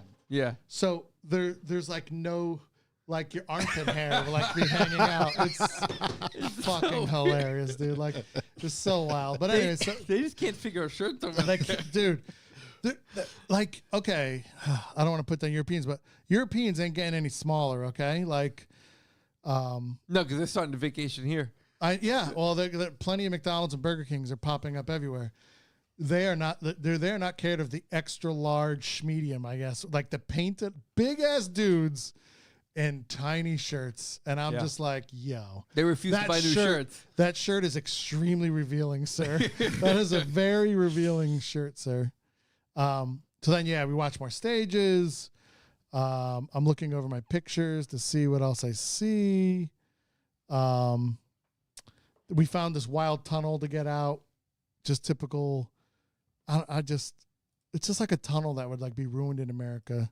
So the next day now we're into Saturday. The stages were in the morning. We went and watched the stage, but then we're looking it up, and we're really close to a resort town called Rimini. Rimini, Italy. It's on the Adriatic Sea, which is the east coast side. So I was like, yo, let's go get lunch in Rimini. Let's cruise down there. It's like 40 minutes away. And we cruise down there, and he's like, yeah, let's go to the beach. So it's like 71 degrees. Again, they wouldn't know what the fuck 71 degrees is over there because they're Celsius Jones. But walk out to the beach, whatnot. I was like, yeah, man, I want to like dip my toes in the Adriatic. Like I grew up at the beach with my mom and this. So, and then I remember John, our buddy John Stairs, is also in Italy at the same time. And he is also along the Adriatic Sea. So I call him up. He's like, what's up? And I was like, my toes are in the Adriatic right now. And he's like, so are mine. And we're halfway across the world in the same sea, but 100 miles. Sharing the same toe ocean. Correct. And then Paul and Mish proceeded to strip down to their boxer briefs and jump in the ocean and start swimming in what I felt was a very clean ocean. It was like a green, but like a green you could see through. Yeah. It was just cool to be in that ocean, spot. right? And then we went out to a fantastic lunch. I got pizza again. You never get pizza and it looks like soupy, like whatever. But it looked soupy, but it wasn't, and it was delicious. Then we went back, and we went back out to the stages at nighttime. Did lots of walking around. My friends were almost accosted by 2 peacocks at their cabana because, like I said, they let all the animals out. So that Saturday night, what they do is really great. So there's a giant industrial, say, estate up in the hill. And they shut the whole thing down because nobody's doing business on a Saturday in Italy. What are you, crazy? And they shut it down. They make a whole bunch of courses. So we find some amazing seats. But this course, they got to do like 3 laps, I guess. And after so many laps, they dump another car in. So there was like this crazy mix of cars, but it was a great view of seeing the cars, hearing the cars are bouncing off all the concrete industrial buildings. It was just fucking sick. Again, so many sick cars. I don't know how to describe them all, but there's tons of them. Another funny story, that Hyundai 2017 WRC level car, championship car, the highest level car there was of 2017, Hyundai i20, and some Italian guys own it, super rich people. They have their full paddock set up, literally like on a storefront that's closed, and they're just sideways in their 4 parking spots, and they've turned it into their paddock. And the car comes pulling in, just like you would see in TV, up under the little freaking ramps, and then they monster jacks, and people jump it up. They put their rally things in, they service it. We tried to get pins, but they're real quick, and they slammed it down like Formula One style, and and the fucking thing took off. And these are like on their regular streets. It was so wild to see. I just remember seeing that picture. So yeah, that was a great night. Saw again tons of cars, tons of walking, but it was fun. We drove down this hill, and I literally was like, guys, if they don't open the bottom, I don't know if the car could go up the hill. The pavement isn't that nice. It's kind of loosey, shitty pavement, concrete mix from the 60s or 70s, never been touched. And it is straight fucking up and down. But the car went up, and I'm literally thinking I've never been to San Francisco, but this is the steepest fucking shit I've ever seen in my life. Yeah. And the car just went up it, whatnot. The Italian, what is it, Lombard Street? The Italian Lombard Street? Dude, every street was like that. It was... You're either burning up your calves or your toes walking up hills or walking down, pulling hammies, going up and down these freaking hills. I'm not that out of shape, but oh my God. So anyways, we wake up Sunday morning. There's only 2 more stages. I got to get back to the airport for Tuesday, midday. They got a plan to drive most of the way back to stay at a place. No, we were staying one more night in San Marino, and then we had to drive all the way to Speyer, Germany. He had booked other rooms in Speyer. But we wanted to go to these museums that I went to in 2010. They're called the Sensheim and Speyer Autotechnik Museums. They are these wild museums where the Sensheim Museum has 2 Concords bolted to the roof that you can go up and in. Mm-hmm. The Russian copy and a British Airways Concorde. There's also a DC-10 old school one that you can go on the roof of the museum and then take a slide back down into said museum, which is wild. A slide. So, but I was like, hey guys, I don't really want to go watch like the podium crap or like, I had a lot of rally, but I was like, let's get these museums and whatnot. So they were like, bro, like that's super far. And I'm like looking it up. I was like, it's 9 hours. They're like, oh, that's really far. I don't know if we could tell. I was like, bitches, get your shit, get in the car, and let Scotty take the wheel. And we were off. We went back to see Toasty Italian Lady. She was still angry. Couldn't understand ham and cheese versus salami and cheese versus just cheese toasty. How hard could it fucking be? Anyways, You can't and call we're it on the ham. road. I set the car right away, and we get to the Italian Autobahn. Shout out to Italian Autobahn with a whole bunch of tolls that look exactly like Tony Soprano at the beginning of Sopranos. The best, like, just you pull your ticket or whatever, yeah. or you pay with your iPhone, like just old school toll thing. But man, I had that Mercedes. I had it set to super smart cruise, who knows? And some bitch just drove itself, sped itself. I stayed in the middle lane, no problems. When you get to the Autobahn part where it's unrestricted, it just didn't do anything. It literally just turned off. So then you had to get in the left lane, stand on it. Yeah, I went 200. 200, it's nothing. 200 kph. 200 It's kilometers, only yeah. like 125. I or was at something. 130. Yeah, something like that. But still, we were flying. Goddard Tunnel. Now we got to go through the other. This is hilarious. There's tons of traffic, and it shows in the Google Maps. One other thing, I haven't traveled to Europe since 2013, and having your phone just work like a regular phone is fucking amazing. Is Being it in a nice? country, it's Yeah. the best thing ever. Technology's crazy. Like it made the trip so much better. Like I would say the other trips were like kind of crappy because again, phones aren't what they are now, but whatever, you have full use of your phone. So I'm looking at the phone, it's like, damn, traffic's crazy. So we're in this lane, okay, but there's 2 lanes, but then there's this other lane, but it's like moving, okay? And we finally get to a sign that basically says like tunnel this lane, pass this lane. So we're going and we're waiting, and I'm thinking like, dude, should we just like take this other lane and like cut this traffic? Whatever. It's like, no, I'm in Italy. It's a rental. I don't want to screw anything up. We stay in our lane. And right before you get to the tunnel, it goes off to the pass. And it's like, you can go to a rest stop. There's a rest stop again right there. Another absolutely beautiful rest stop. But you had to like take a ticket to go in, and there's like a cop there or whatnot. And they had it set up that basically if you went on the right and you passed everybody, there was no way to get back towards the tunnel. They were blocking you to make you take the hour plus longer path over the highway. And you had to take the ticket to get you through the toll to then get out to go through the tunnel, which was hilarious. It's like, that's kind of genius, Switzerland. Way to go. And then it took us a slightly different way because now we got a plan that we're going back to Stuttgart. And we're going to stay in the hotel again, the Motor One. Beautiful hotel. Now I know how to work the electrics in the room. It's going to be great. I did all the driving, flew to Stuttgart, no problem. Again, 900 something kilometers is real easy in a 2024 Mercedes C-Class. Yeah. Beautiful piece of work. Next morning, get up, go to Sensheim. We got to block off these parking spaces. Let's just take an old jet engine and just put it on a skid and block the parking spaces as we're walking in. You guys got to look it up. It's a crazy World War II history. They have tons of Americana, cars, trucks. There used to be a massive steel chainsaw display. I got roped into the Robert Bosch section with all the stuff this dude invented.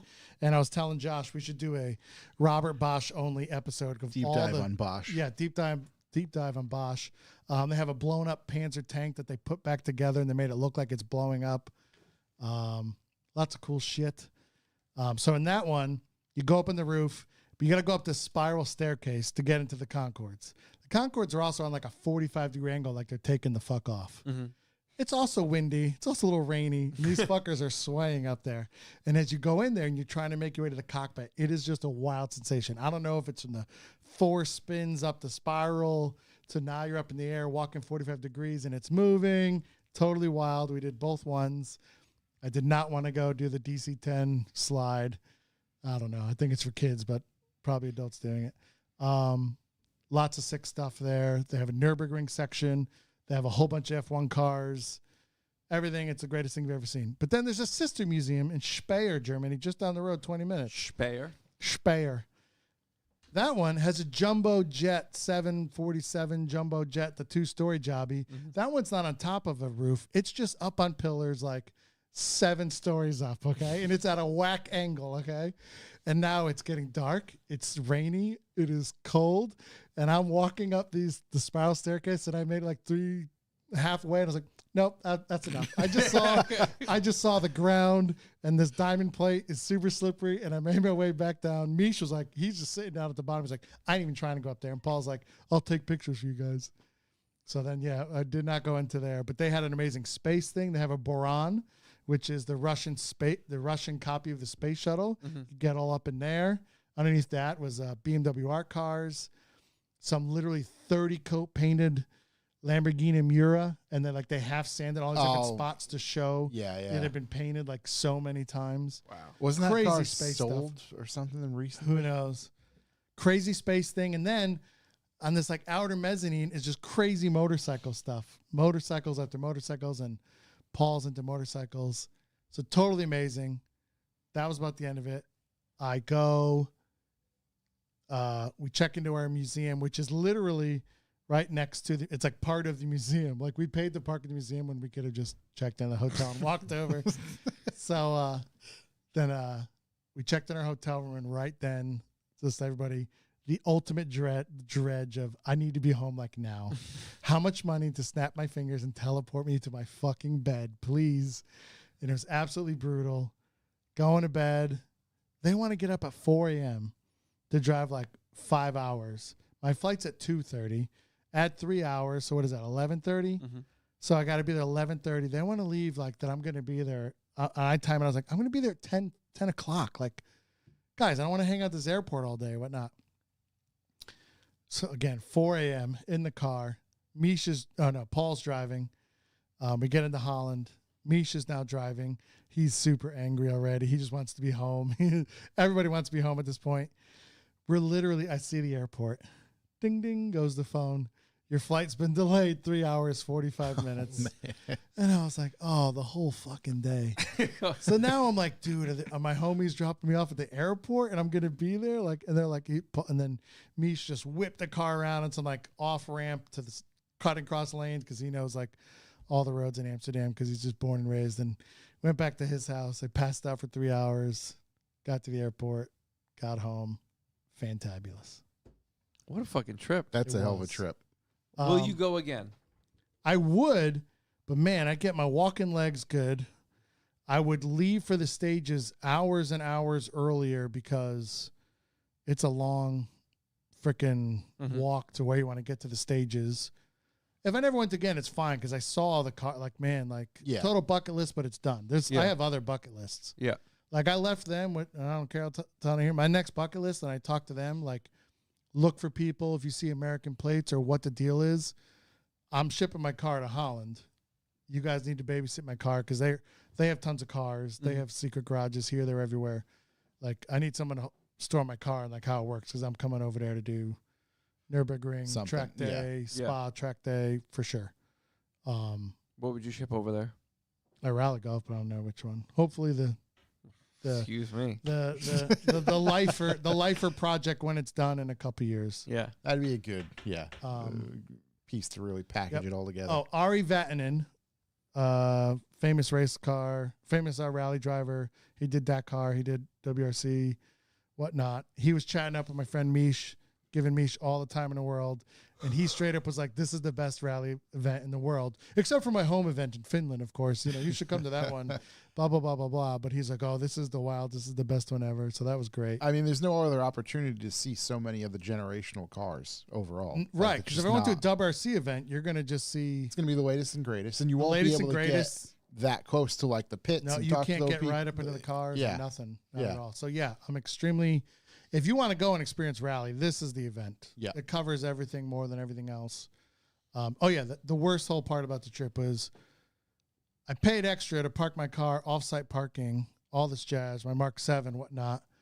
And they're like, oh, I think they moved it to this other the second lot or whatever. I was like, okay, yeah, whatever. Because it's like, park your own car, but you got to give us our keys. And they basically tell you we might need to move your car. Oh, or I've not. been there. They lost my key when I returned. So when I walked in and my car was hitting the back and it's hitting the left front. And Yeah. somebody hit it not once but twice. And now there's a giant sign at the desk that says, take pictures of your car before you leave in case there's damage, which I didn't do because there was no fucking sign. Yeah. And the guy at the counter, he's like, just call Jim. Jim will take care of you. It's no big deal. We got insurance. That's all that. Yeah, well, Jim has never returned my phone call. That Yep. cocksucker. Yeah. Jim ain't real. Jim's a POS. Yeah, Jim's just a fucking fake person. Yep. Couple other things. Lots of little Japanese cars. 4-door little hatchbacks, but the back doors are so small and have roll down windows. They have like pop out windows, which I thought was hilarious. Remember I was talking about last time here, States and Plates game? Yeah. I was playing the countries and plates games. Man, figuring out all the countries and all the plates. Yeah, just wild. over Cruising there. through, figuring them out, all the different ones. Let's see. A ton of Teslas. Are Teslas made in Europe? Or are they shipped over? They make them in Germany. They have, Germany They has have a mega its, factory or Gigafactory, gigafactory in yeah. Germany. It's open and running? It's been running, yeah. I think Okay, it's because their there is a second ton of factory. Teslas. Why do you need to go to the airport 3 hours before a fucking flight? It's always So been they can When I sell got to shit. Schiphol, I was in 8.5 minutes through security. Yeah. And they checked my shit because they saw something weird and they went through my whole bag and then he pulled out my Switzerland shaped magnet and kitchen magnet and he started laughing and then he put it back in and he's like, you're on your way. Why 3 fucking hours? Do they Like, suggest 3 hours in Europe, or is that just our 3 thing? hours for international flights across the globe. Yeah. Even in shitty Boston, I was through there in like Yeah, I think that's an American I was thing. in there in like 40 minutes. No, because my European friends were like, "Oh, international flight, got to be there 3 hours." 3 hours? I never do. I know it three. I stems did two. from I'm a security. I'm a 2 and- guy. I'm a 2. If it's international, yeah. Yeah. Let's see. Very environmental friendly in Germany, Holland, Italy. Not so much. Like they don't even recycle bottles. No. Meanwhile, Germany and Holland, it's paper straws everywhere. Oof. Brutal. Tough times. Ketchup packets are giant ketchup packets, and ketchup loses out to mayonnaise. Get your Yeah. mayonnaise packets. Mayo's Put the big. mayonnaise. Put the mayo in Yeah. everything. My buddy was like, "Bro, let's get your wife some nice chocolates or whatever." The small little pack of these looks like these French chocolates. Merci, this that. Like I don't fucking know. I don't go to the store, so I buy these whatever. I give them to my wife, and she's like, "Oh, thanks, son. You can get these at Costco." Oh, so I got funny. these nice Swiss chocolates. Yes. Yep. They do the date correctly over there. Did you guys know that? In America, it goes month, day, year. Over there, it goes day, Day. month, year. Like, hello. The Yeah. wrong way. Why do we do everything wrong here? I think our temperature thing is better because it has more degrees and it's more specific. Yeah, yeah. Whatnot. Pretty direct. You know yep. what to wear. C is actually not 0 degrees. Right. Like it's When you try and do like measurements, you can't do 0. Yeah. It's not accurate. lots of Stellantis Jeeps. Why is there so many Jeeps over there? Like I know. So Interesting. not just It's I'm like a talking new push. This Like used to not exist over there. grand whatevers, Renegades, Yeah. all Yeah. those things. things plus, that are way too big. Yep. Oh my God, I forgot about the first Monday when I was there. Vink Motorsport, last bonus option. Here we go. Look it up. VINK Motorsport. If you They're don't in already, Holland. yeah. If you don't already follow them, they are a BMW race team, race car provider. My boy Mish was doing a black job for the owner because they don't call them side jobs over there. They call them black jobs because they're done at night. God, you guys are No. so, Didn't you guys know are terrible. that. Anyways, so he just reached out to the guy and said, my friend's here from America. He's a big fan. The guy was like, show up, tell Tom you're there, and like, do whatever you want, have fun in there. And we went in there for like 4 fucking hours. That's awesome. The best. So sick. So many E30 M3s, Chuck. Yeah, I've been following for. The decade. E36 GTR, the orange one they're redoing. Yeah. Mhm. They have an M1 or 1M. Which one is, what's the old, is it 1M or M1? M1. The old M1. one. They're doing Yeah. an M1.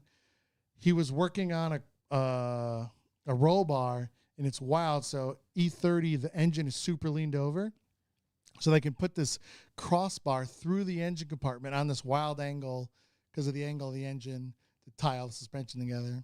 Just the best. Yeah. Upstairs in this loft, I don't know how they get the cars up there, but there's old BTCC cars, all just wild ass shit. Like Awesome stuff. Yeah. stacks and stacks and stacks of slicks on VW Motorsport They've been like wheels. pushing the limits of what you can do with those cars for forever. I took so many little spots of little motorsport shit that they do that I was like, yeah, I'm totally doing it in my car. Yeah. And no Yeah. one's going to notice, but I don't care. Yeah. It was fucking the best. Oh, it sounds like you had an incredible trip, and it was It well did. worth. Thanks for everybody you know, listening. Well worth the effort, and I know you were looking forward to it for a while. Yes. If people wanted to go back, I would go back. Yeah. But you better like walking, and you better like watching cars go by and just the head vroom, vroom, vroom, vroom. Right. Just being there But and seeing yeah. all the cars up close, there's many times you can go and do that. So Yeah, I can imagine just hearing all that stuff too. It just the being hearing in is that something I area. never thought of. Mind-blowingly awesome. If you know cars and you love cars, let's see. It feels good to hear the cars. Like you can feel Yeah, the cars at time. I was just looking Great. it up. It's already on the schedule for next year, October 2nd through the 5th. If everybody goes, it's getting pretty wild. Yeah, I'm not saying it's going to get shut down like H2O, but woo, from what people were saying, Yeah. it was really wild. Also, shout out to the Irish guys staying in the next door cabana that I hung out with till 3 a.m. one night because we got back at 12 and they were over there drinking beers. I heard them speaking English and we all became friends. Very One of the, good. one of the doing guys beers? is a Mark II guy who had his car featured in PVW. that's No way. wild. Yep. Yeah, that's hilarious. I was like, I know those guys. And then they all told me their names, and like one of the guys, he said it 2 times, and I still don't know what the fuck he said. To this day. I still don't know what he said. To this day. Wild. Well, thank you, Scott, for coming in, sharing that with us, sharing that with everybody. It sounds like an Thanks for awesome listening to me trip. blabber the world. No, you're always It's so welcome, buddy. weird talking man. this much. Big shouts to Gavin as well. No wonder why Yeah. people recognize Gavin, you. head to Johnny Rads. Get your sign, bro. Get your sign. Everybody in the chat. We'll see you next week. See you Sunday. See you Sunday, actually. Sunday, Yeah, Sunday. Sunday, Widowmaker, 6:30 p.m. Movie Be premiere, there. Let's go. Be there in person. Come buy some beer. Support the boys. You can do that. Come on. I know it's a school night, but that's okay. You can get out there. You're gonna be fine. Yeah. So that's it for us this week, ladies and gentlemen. Thank you very much. We will see you next week. That's all I got. Goodbye. Later. Peace.